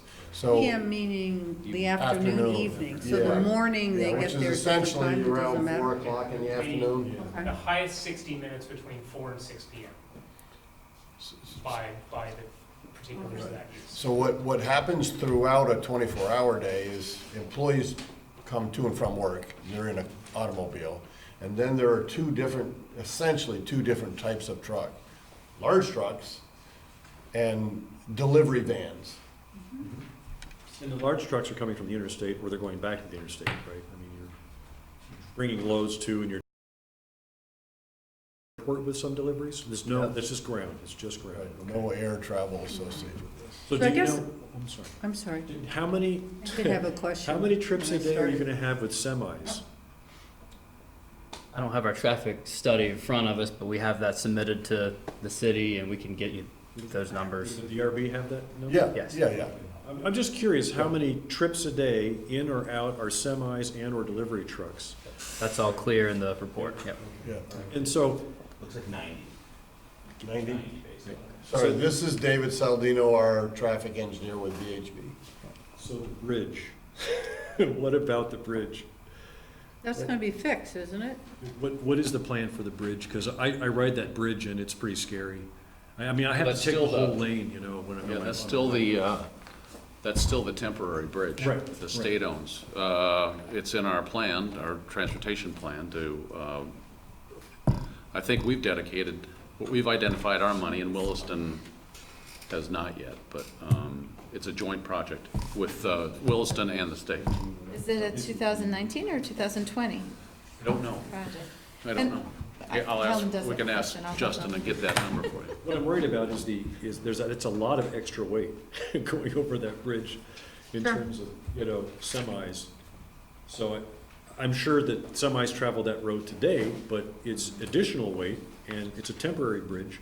And I don't know when they're gonna do their work and when the bridge is gonna be replaced, but we should probably keep that in mind. I will find out with a likely replacement of the bridge and get that out to you. We've been know. in communication with Justin. Justin's been involved in the with, discussion. John and his team about the timing of those two things, so. And then don't you have general public that comes into FedEx on a regular basis? This is generally not open to the public, it's just a private sorting facility. This is not where you would go to ship packages or pick up packages, it's for, I could swear I've gone into that place on Marshall Avenue. No? You've probably got into the one on Boyer Circle. Oh, that's the one, yeah. So I do have a question. So how, in terms of the impact on the congestion, how do you factor in, let's say they really do a bang-up business and they need to employ an extra 50 people or 100 people, I don't know. Business is booming for FedEx Ground in South Burlington. So how does that ever change?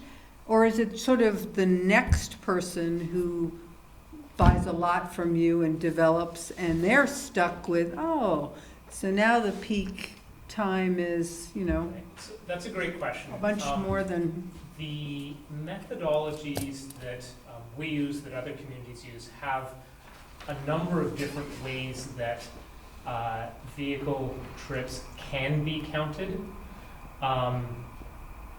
Almost always in South Burlington, we use square footage as the number. So whether FedEx hires or eliminates people, we don't normally, with very few exceptions, we use the square footage because that's a number that has been evaluated across a whole bunch of different businesses. We use statistical lines for different versions of the same, various different restaurants have different methodologies of how much they, how many people they want per square feet, so they take an average of the whole thing.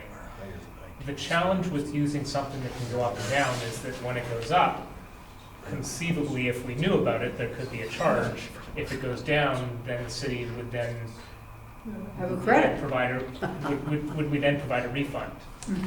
And so coming up with something that represents as best as can be evaluated average, is what we've done across the board. Just to piggyback, unless Sure. you've got more. No, that's fine. Okay. And perhaps you said this at the last meeting, and I've just had a very busy 2 weeks, and I'm tired today. There is, the onus is on the business owner to do this intersection, or would another option be we collect the traffic impact fee and the city that's going to be maintaining that road? We have a police facility that's using that intersection at the city. We're doing the intersection, right? It would most often be done where it is done by the applicant, as those who physically do the improvement. So when Trader Joe's went in and the left turn lane to go into Trader Joe's and Healthy Living had to be extended, that was done by the private sector. It's done in very close consultation with us, Mhm. but it is done by them typically. I think I missed the other half of your question. Well, because, I mean, Could it go forward? The challenge for the applicant here that I think John enumerated well. what was the question that you were answering? Could You one go asked forward? about whether they could pay us and proceed.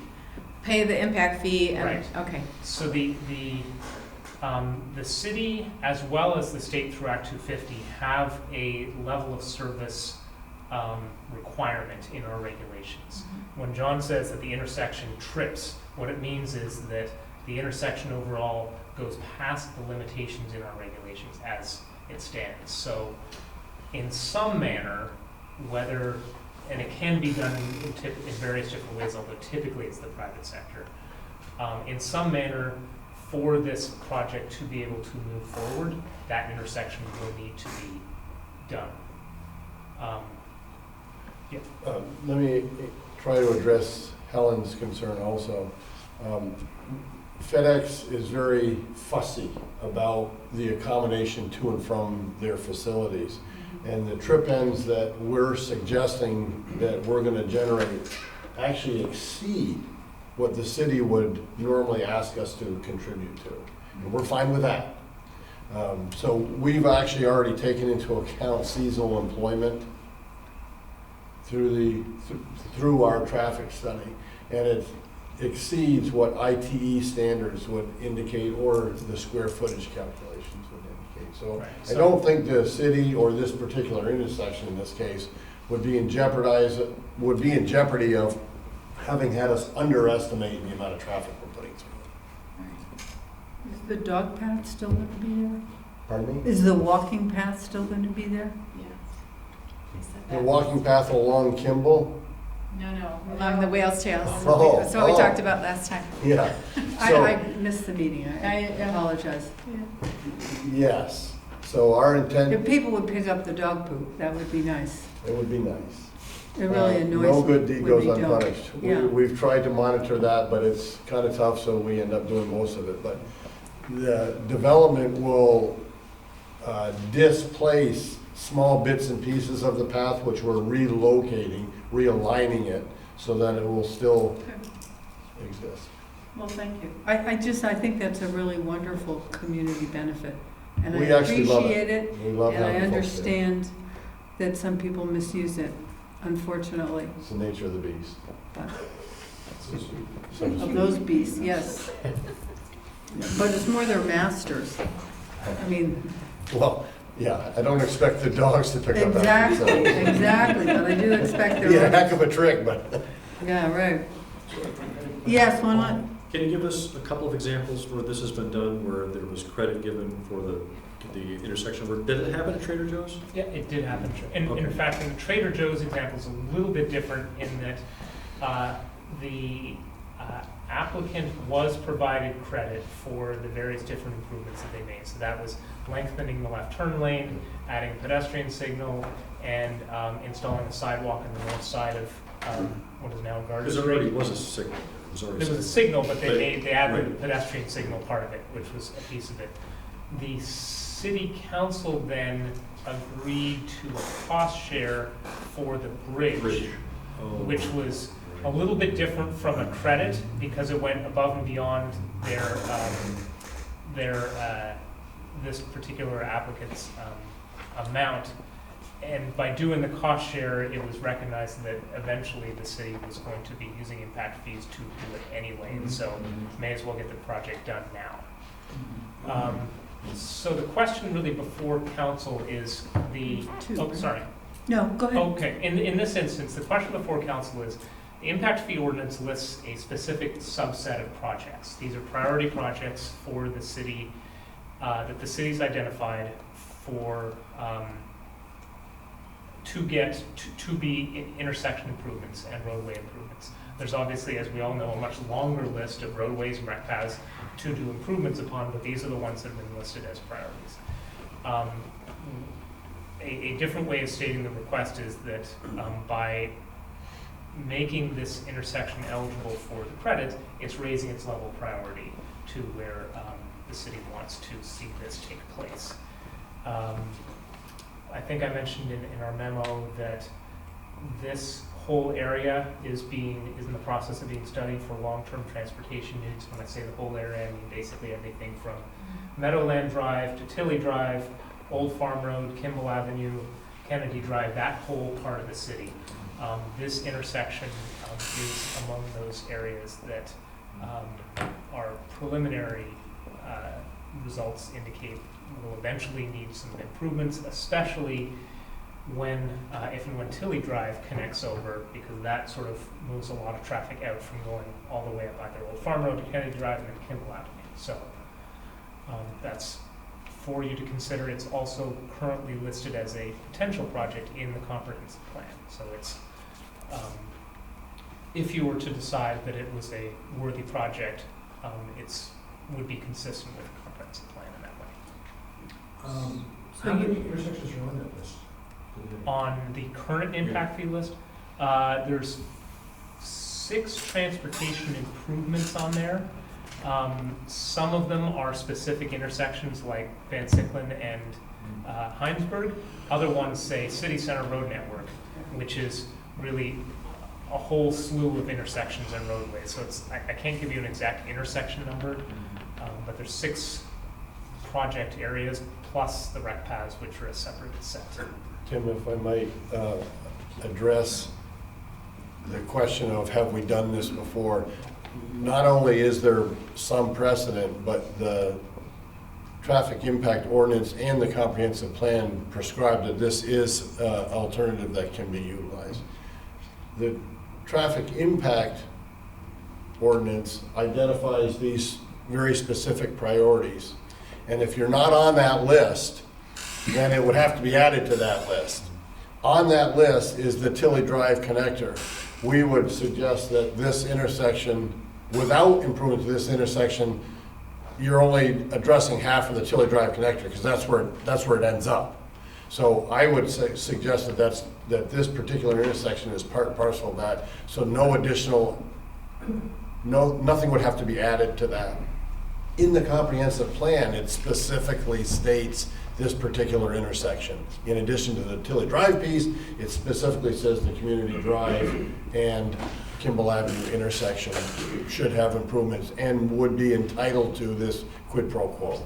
So your argument is not that the Tilly Drive needs to happen if this happens. Your argument is if the Tilly Drive is currently on the list of priorities, right, this thing, when Tilly Drive comes through, would have to happen. So this is really an extension of that Tilly Drive priority. Right. Well, I'm not in any particular yank, unless we can get 12B, I'm not in any particular yank for the Tilly Drive connector. Happy to have it. It would come through our property, which doesn't excite me necessarily, but I think it's good for the city.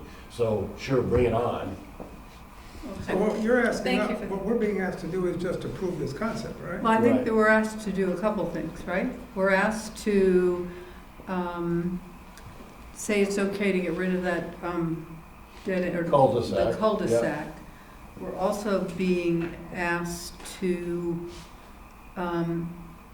It's, yeah, page 2 of the. yeah, to direct the staff, our staff, to work with CCRPC to figure out the traffic capacity and which improvement to use, the. Right, so I think what we'd be looking for tonight is your guidance on And then whether to use the what offset. direction you want to go with respect to the cul-de-sac, to work with our various folks to bring to you in a formal way an ability to do credit, essentially. We haven't worked out the detailed numbers because there's a lot of moving parts to it, but essentially, if you were to say yes, we would move forward. If we were to say no, then we would not pursue the work. Because it says the city attorney is reviewing the process. I mean, it's still. Right, it's an unusual circumstance. The irrevocable offer normally, if a road exists, there's an entire specific process for you to follow about public hearing and site visit and all these things. This road doesn't exist, so it's a little bit of a. So what's the pleasure? Well, I'm inclined to have us agree with the cul-de-sac and to move forward with Yeah. discussions about Yeah, it seems to make. The intersection. impact fees and the We've had a pretty good intersection. discussion. It seems to make Intersection and- excellent sense, and it's fair, and it seems to be good for the developer, good for the city, good for traffic, and et cetera. So let's keep going. Tim, are you? I generally agree. Now I just lost my train of thought. But we would have to add this intersection and delete something from this project list, right? For it to be The credible. CCRPC's project list? So this, Our project list. yeah. Well, there's a few different ways it may happen. The reason that we flag the possibility of removing a different project is ultimately when the whole basis of this $1,000 per trip end is the total cost of the improvement divided by the number of trips that it creates as a benefit. So we'd have to rework that math.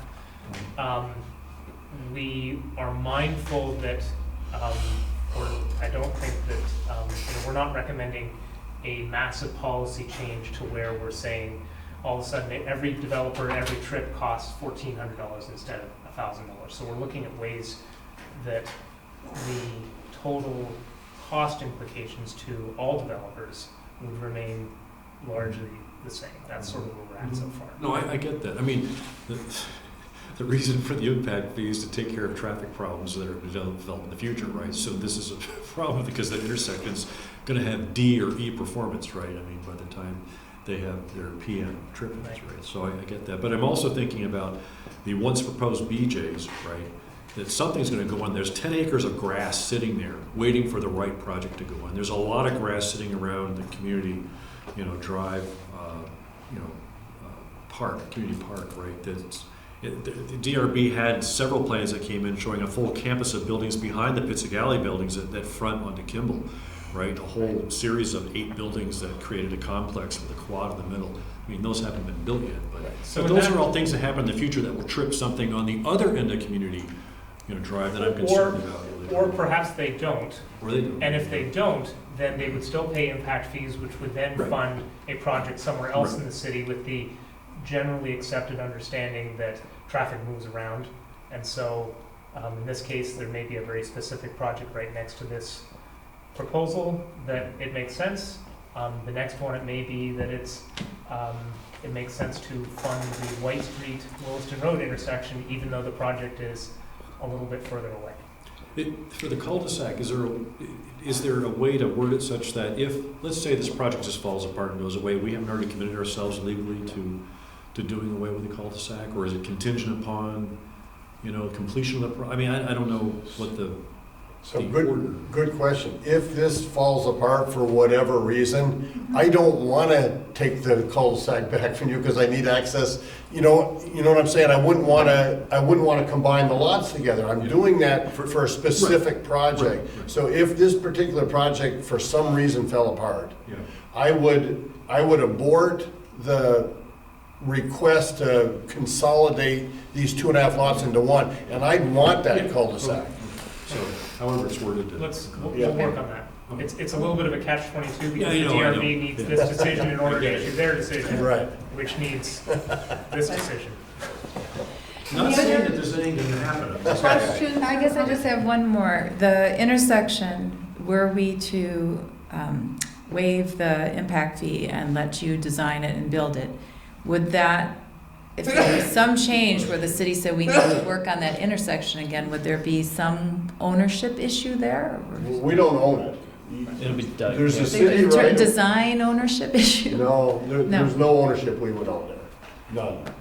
We'd work closely to dictate how we wanted it to happen. Right, so Okay. that's where the DRB approval comes. Oh, so the DRB says it's gonna be a DRB, roundabout, or they, right, or they right. say it's gonna be They a... determine Okay, following all review by the fire chief, by the It's not your board choice. director. And then after it's completed, then we own that. Okay. All right, so do you have what you need? I think I have a concurrence of the council. Does everyone- on both these yeah. items. Okay. If you have what you need, then I have what I need. Because I need what he needs. Thank you very much. Thank you. Thank you. Okay, item 13, receive proposed amendments to the LDR 1901-01, LDR 19-05 from the Planning Commission. Consider warning a public hearing on the same. I move that we approve all. Should we wait? or All of them? Can I just go ahead and make that motion? Sure. I move that we approve all these proposed land development regulation changes for a public hearing in the future on a certain date. I don't know what the date is, but we can also wait, hear the discussion. by- Let's do that. Let's do what? Let's listen to this first. Okay, so we have a motion on the table. Does someone want to second that? Sure. Okay, and now we'll have discussion and, okay, carry on. Did you get a date for that public hearing? No, what do we need it to be? 2 Uh, weeks hence, 3 weeks? Advisable date, if you want to proceed, would be the third Monday in September, so the 16th. That's a good date. Good. At Okay. 7:30. 7:30? Yeah. So that's an extra meeting, right? No, that's our, No, that's your regular meeting. that's our regular meeting. We meet later than No, No, the day after, Tuesday, that? Oh, that's right. right? Yeah, Yep, so then this would be the third Monday, Yeah, I got it. 16th. that's all right. Okay. So we got that Um, motion Paul made and Connor? seconded. Oh. Yes. Go ahead. Did you approve that motion? Not yet. Oh, right, that's the motion to actually do it. That's the motion to do it. We're now gonna be Discuss it. polite enough to listen to you. Paul Connor, Director of Planning and Zoning. And Jessica Luisos, Chair of the Planning Commission. And we've done this different ways in the past, so sometimes when we bring these to you, you just accept them more in a public hearing, and then we have a bigger discussion kind of as part of the public hearing when people are here to comment. And sometimes you have some initial questions, so I guess I'd like to hear if you have questions, or if you want us to talk about these, or if you want to hold till the public hearing. It's really your preference. I have a couple questions. Okay. But go ahead. I just wanted to mention to everybody, and Tom actually reached out to Regina Mahoney at CCRPC, and she copied me on her reply, which then I forwarded to the three of you. I thought it was a very helpful reply. Yeah. I don't know if the two of you saw it or not. I just sent it shortly before before 5, I think. No, okay, yeah.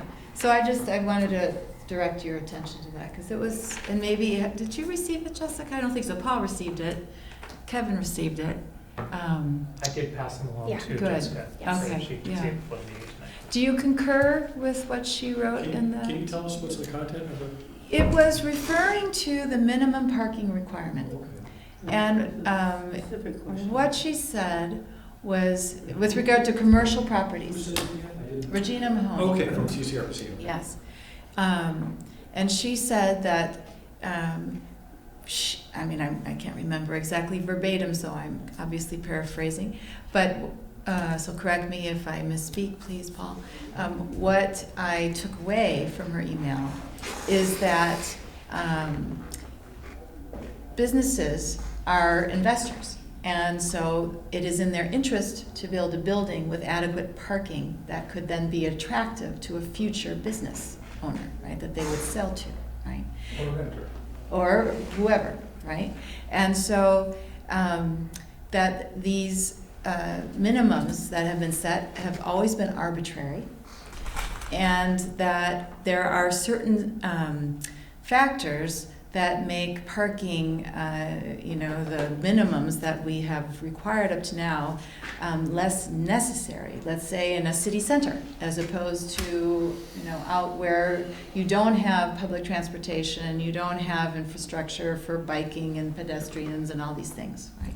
So there would be a need, for example, at Tilly Drive, for there to be more parking, right, than at an office close to a city center, for instance. Okay. So, I'm throwing that out there. That doesn't come from Regina's email. it's not in the email. Was what, that she supported the no minimum? Or- She did support the no minimum because she thought that business owners, it tended to support the no Well, she minimum. said her opinion is that we've overregulated development in a variety of ways. But she did not say she's read these LDRs, nor did she say she endorsed them. She just said it's a worthwhile conversation with valid concerns being raised. So if I might chime in, and I did forward these to you, I do have some persistent concerns, and I'm open. I'm literally on the fence on this thing. I'm reading Frank Kaufman's article, and I spoke with another DRB member, and they're just raising valid concerns on this. So the three persisting concerns that weren't in that, and I hope I'm not jumping in too much here, Councilor Emery, but since there was the email thread that was originated by myself, as I'm trying to understand this, I reached out to a variety of individuals, people that understand LDRs, including CCRPC, who I was directed to. I'm still concerned that the profit motive is going to compete with the public interest, and that eliminating minimum parking standards is going to motivate development to externalize. So my long-term 5-year concern is that over the next 5 to 10 years, people are going to build facilities, thus minimizing their parking burdens, because those things that cost money, land costs money, tending to the property costs money, and that's going to create more and more of a need for public infrastructure. Parking garages aren't cheap, so I'm worried that it's creating a long-term demand on our city coffers to build the infrastructure that could be directly assessed of the entities that are building these businesses, developing or so on. My other concern has to do with fairness to recent development. So I've heard from some SB business owners that have recently done some development, and they had to come up with a minimum amount of parking consistent with our current LDRs. To just change this in a somewhat drastic or short-term manner, like quickly like this, it would create an unfair competitive advantage to new businesses that would come in which wouldn't have that same cost of those parking spaces built into their business model. So I would be much more receptive to a phased approach, and that's where I think Frank Kochman's ideas about looking for ways to maybe do this gradually over time, softening the requirements, makes sense. And then the last outstanding concern, which again I'm looking to resolve before we take action on this, is I'm always concerned and uncomfortable if development review board members are speaking up so adamantly against a notion, because as I've respected your opinion on this board many times, Tim, with your years of experience on that body, I want the DRB to feel in step with the PC. So I would love to work through that. And I've spoken to one other DRB member, and they echoed the same concerns of Frank Kochman. So before I'm going to be ready, and I'm just one lonely little voice on this council, but before I'm ready to support this parking minimums elimination for all commercial properties, I would need to resolve those issues, because I could just see this being painted in a lot of different ways based on on how it's being presented, and if not, its timeline for implementation. So those are my concerns. I would tend to share your concerns to an extent, because, if you're a developer, you're gonna say, we really should have a few more parking places. But it's gonna work out. And, I can see it's kind of just in the back of your mind, you wanna do this project, move the project forward, and under the current regulations, you've gotta have X number of parking places, if I'm not mistaken. And if you do away with that, it could be, well, yeah, but I think we'll be all right. I mean, that's just a subliminal thing that a developer might tend to think. Yeah, we'll be all right short 4 parking spaces, it's gonna work. And if somebody has to wait 5 minutes, they're not gonna get real upset. So I share that concern. I really don't know how it would work out. Well, just push, just for me to push back a little, if you look at, I can understand that in a small, a doctor's office or a small shop or something. But of all the larger developments I've been to, even at Christmas time, there's always empty parking spaces. Oh, in the large So I plots, don't, I would agree. think we pave over a lot of extra ground to make sure that the one day a year that you need 500 parking spots, when on average, if you have 275, it's a good day. No, I think that's extremely. So, I think you have to balance that. I understand what Frank is saying, but I think a smaller business would be more inclined to make sure they have probably what they're required to do now. Because they look at their parking lot and they know how often it's filled and how often it isn't. Sure, I was thinking of The mall is like, they could have eliminated a lot of parking spaces. Of course, that was before malls fell apart, But I was actually, when I was concurring with Tom, I wasn't even thinking of the big businesses. That didn't even cross my mind. I was thinking of the smaller ones. I mean, like Jane's business is in one of the ICV buildings, as you know, at the corner of Kennedy Drive. And they've got a big chunk of empty space in there that they can't rent because they're short a few parking places. If they had a few more parking places, the building would be full. And so, there's an issue that, Well, how does that's a this smaller- change but that's a relate to smaller something complex. like that? If I you don't know built if a they're building grandfathered or not. and you have Well, depending on why they can't rent it, it might actually change it for the positive. We've had a couple businesses come to us and say, we wanted to expand the kitchen to improve worker conditions. We're not actually even expanding capacity of the restaurant itself.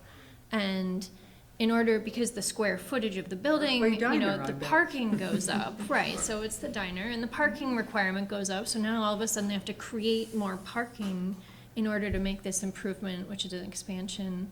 So if the parking wasn't tied to the square footage, there's a case where the business could make that expansion they want to do.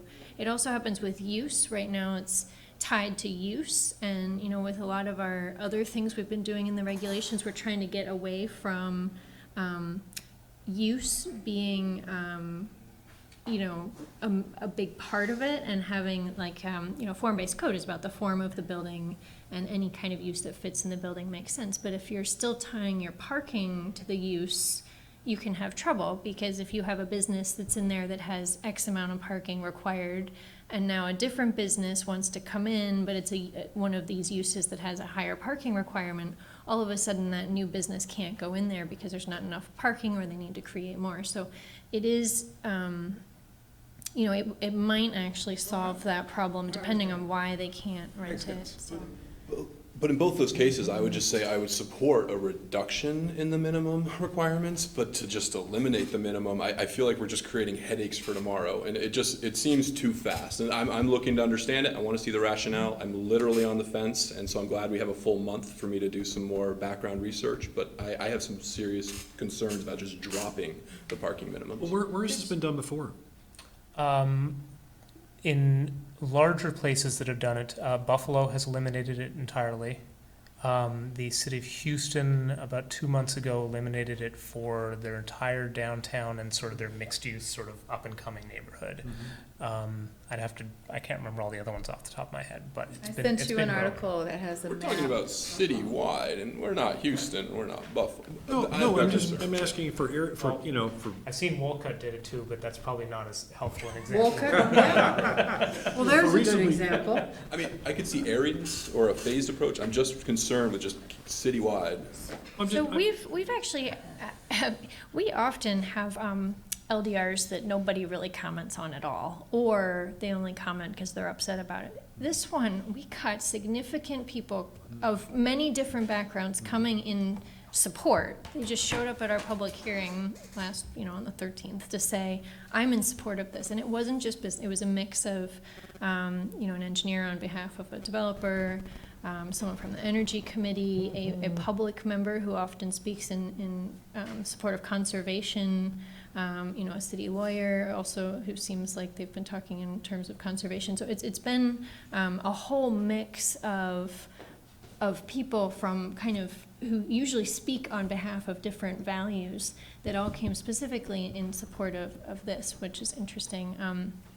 We did have a conversation at one point about imposing parking maximums, and we actually heard from over the years, a lot of negative comments about that there's certain certain businesses that actually won't move into a spot unless they're allowed to have X amount. So, there was definitely negative feedback about maximums. So we're not doing that. That's not part of it. But elimination of minimums, kind of until this conversation, and Mr. Kaufman, who you're referring to, we haven't had a lot of... I would just encourage you to talk to all the DRB members, because the two I've spoken to just have concerns about this, and I'd really love for you guys to be in step. But this is just new developments, right? New construction we're talking about? It'd be new development and then any changes that existing development wants to make. So, for example, we often see properties, say, on Gregory Drive, that were a auto mechanic, now they're becoming a light industrial, or they were a light industrial, they're becoming a yoga studio, or change of use. Change of use. Right. In those cases, what happens is, as Jessica said, let's say it's going from a light industrial to a personal instruction. Yeah. Though there's a higher parking requirement. Right. Applicant then has a choice. They can either hire an engineer at $800 or $900 to make a change to their site plan if they can find the space in the property, get their approval, build the additional parking, and then move forward. Or they can go to the DRB and seek a waiver of up to 25%. That can happen, and they have certainly the authority to do that as long as they're not already at their 25%. Realistically, that involves somewhere between 4.5 and 8.5 weeks of additional process before a new tenant can come in. And that's some of the feedback we hear a lot at our end is, boy, new small businesses trying to come in, that's 4.5 to 8.5 additional weeks beyond what the normal permitting is for things, and that's some of the feedback we hear is, how are we supposed to get small businesses going in South Burlington? And you had feedback from some of the lessees at the Klingers, Domino's, Rev building in the last 2 months? We have been communicating with them quite a bit, and that's actually a really interesting case study. I don't know if Which building? The Klingers. Corner of Clingers. I thought you said cleaners, and I was... So we've not talked with them specifically about this proposal, but it's a fairly good case study in this issue. They have met their minimum parking, but in this particular case, the minimum parking for one of the uses in there is something like 1 per instructor or something, which is not at all related to what is actually going on there. So they're a situation where they have, at certain times of day and at certain times of year, not enough parking. Twin Oaks. We've seen the property owner's been working with their various tenants to figure out how do we balance these things, how do we make everybody happy, because different people are open at different hours. And what we're seeing on the private sector side, which we've been helping to facilitate, is the property owners reaching out to adjacent property owners, Vermont Gas, Blueprints, et cetera, to talk about leasing extra spaces that they have,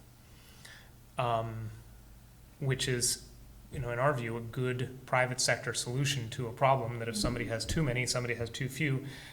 Initially, there are some challenges, but longer term, folks are working some of these things out.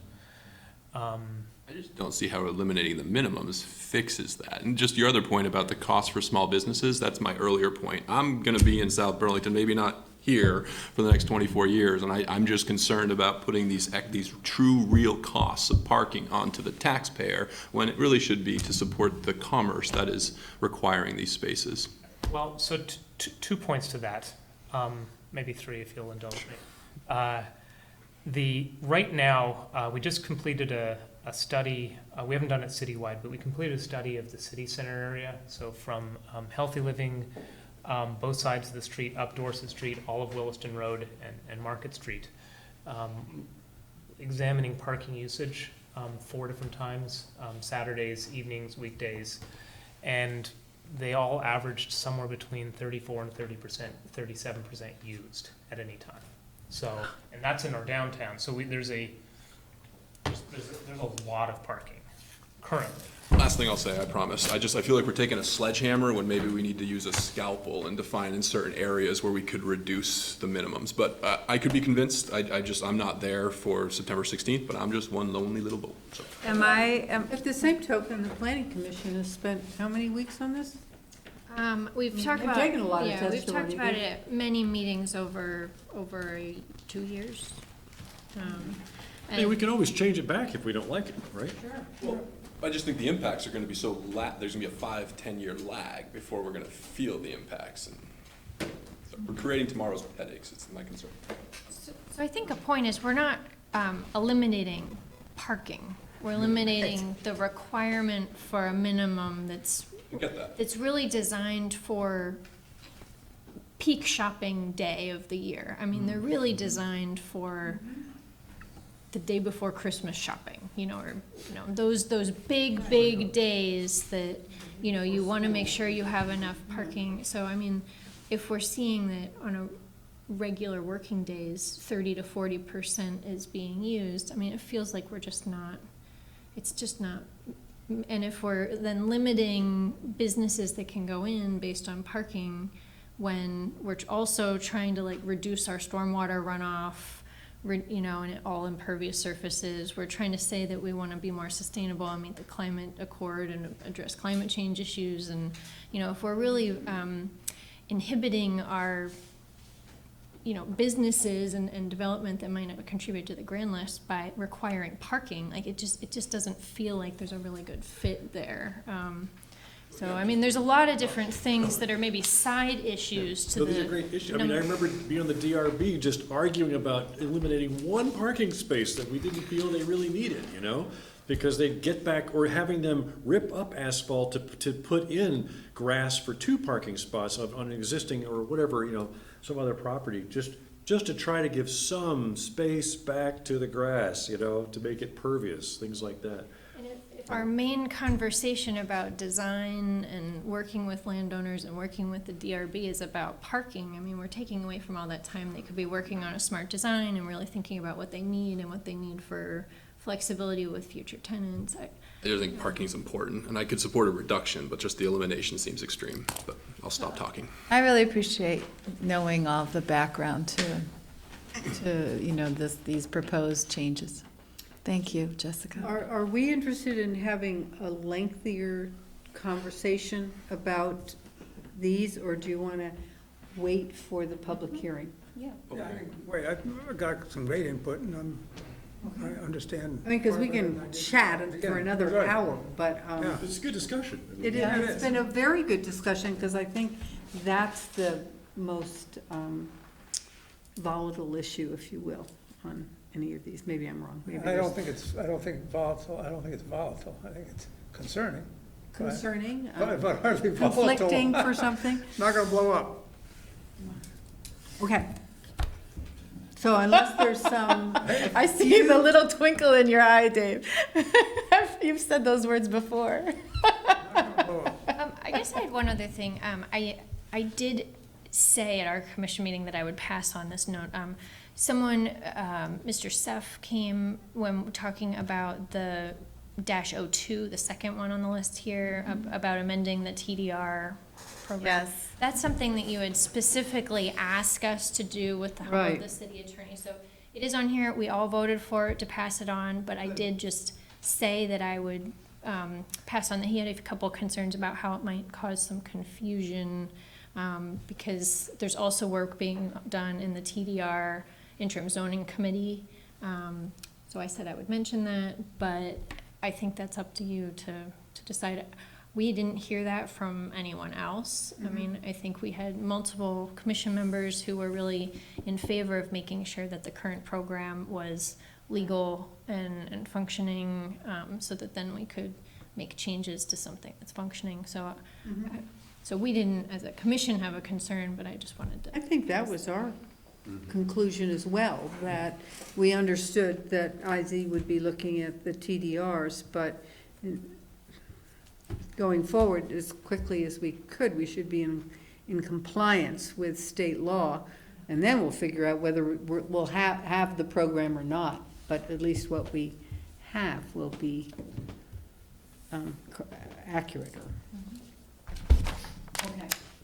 Great, well, thank you very much. It's a lot of work. So we have a motion, can we have a second? Yes.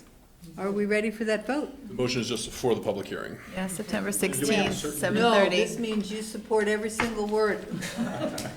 Just like to be precise. September 16th at 7:30 PM. All in favor? Aye. Okay. See you in 2 weeks. Thank you. Okay, consider and possibly approve recommendation for banking services. So you got a letter from Tom on this. That's right, yeah. I would note that just underline that this is something that affects not only the city, but also the school district. School district was, pardon me? Yeah, they're also under this. School district was involved, their staff were involved, our staff were involved, Tom, Sue, and Martha, and of course, the folks from city clerk and from the school business office. So we did receive 6 bids. It was narrowed down to 3. 2, there were more significant discussions with. The recommendation tonight, you've got Tom's memo, our recommendation tonight is for the city council to approve TD Bank as our bank. So moved. Second. I'd like to Any discussion? Yeah. I just want to disclose, I received a voicemail from a board member of one of the applicants this afternoon. I didn't call them back, but they basically asked me to, they offered some input on this. Again, I didn't call them back, but I did receive some, I think it's fair to characterize as lobbying on this point, but I think this RFP process is designed with the exact intention of putting decision makers in an impartial perspective to make this decision, so I am going to support the recommendation that comes to us from staff. Okay. You ready for the vote? All in favor, signify by saying aye. Aye. Great. Thank you. Let's see, the council discussion and possible action regarding a funding request for the South Burlington Master Naturalist Program. This will be for next budget?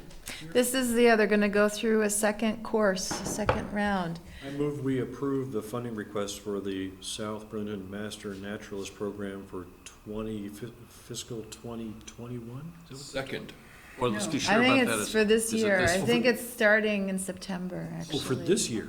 Second. Yes. Do we have? And So that was a question I had too, is do we have $5,000 have to any money? cover? Is it 5 or is it 35? It's 5. 5. I But we could misunderstood do one of them. anything up to. I mean, they're happy to receive whatever we're willing to give.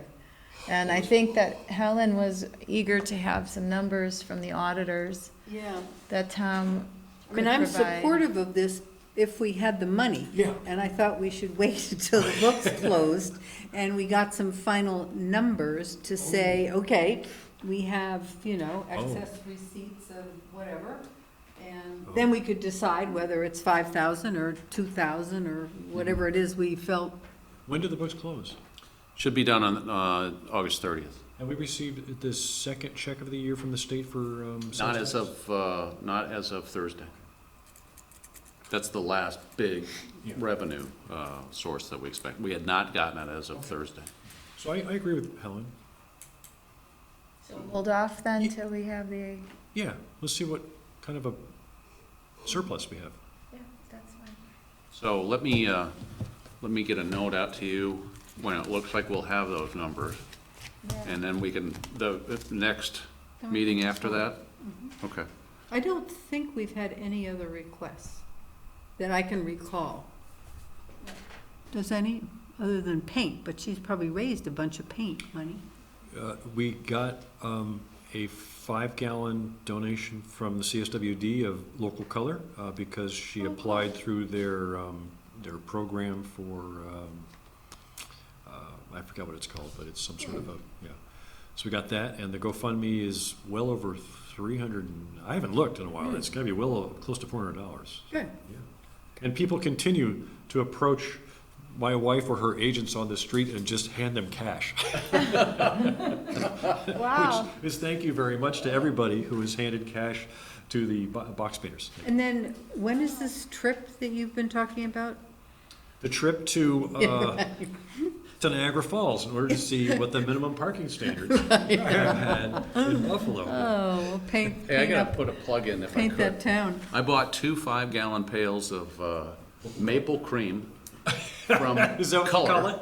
Maple cream color from local Color for the food shelf. Oh, yeah. If you've seen it today, it's yellow, or it's maple cream. It's not black anymore, but. Oh, okay. But it worked great. So the public should be aware that CSWD and various outlets, Resource and Restore and others, have this available.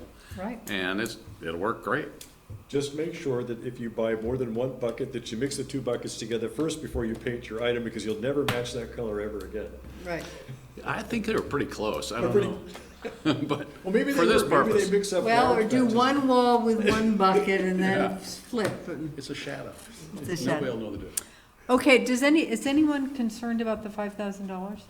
So if we have that money, generally speaking, people would like to support this. Okay. Do you want to vote tonight if it becomes available? Is that what you're meaning, Helen? Is that what the council would like to do? Just authorize the city? Okay, so I would entertain a motion to authorize the city to support the Vermont Master Naturalist Program to the tune of $5,000 if, In South Burlington. in South Burlington, if the final, what would be the Numbers. reckoning Balance, of yeah. So moved. the budget for this current, or this past year Has adequate funding. has adequate Yeah. funding. Yeah. Second. Okay, any further discussion? All in favor? Aye. Aye. Okay, great. I move Okay. that I move that we convene as the South Burlington Liquor Control Commission. Second. All in favor? Aye. Did you guys get the packet in your packet? Yes. Yeah, it was a separate document. I move we approve the liquor application for Mimo's replacing Il Sorriso on Shelburne Road. Second, and I just want to say I love Mimo's in St. Albans. Huge fan. Glad to see you in South Burlington. What about Mimo's in Essex? I don't know. I've never been. Well, you have to go there too. It's the same place, right? Almost. Well, I mean, Oh, same. almost? Old public. No, it's the same place, it's great, yeah. We're hoping to open next week. Great. Thank you very much. Okay, all in favor? Do we have a second? Do we have a second? Second. You do. Okay, all in favor? Aye. I move we come out of liquor commission. Second. All in favor? Aye. Any other, oh, you had one other piece, oh, that was after. After.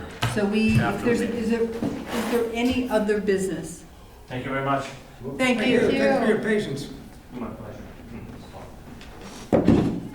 Is it really 8:40 and we're about to wrap up? I know. Well, we have one, okay, so yet. if there's no other business, I would entertain a motion to adjourn, but don't leave because we have this, Second. all in favor? Aye. Okay. So,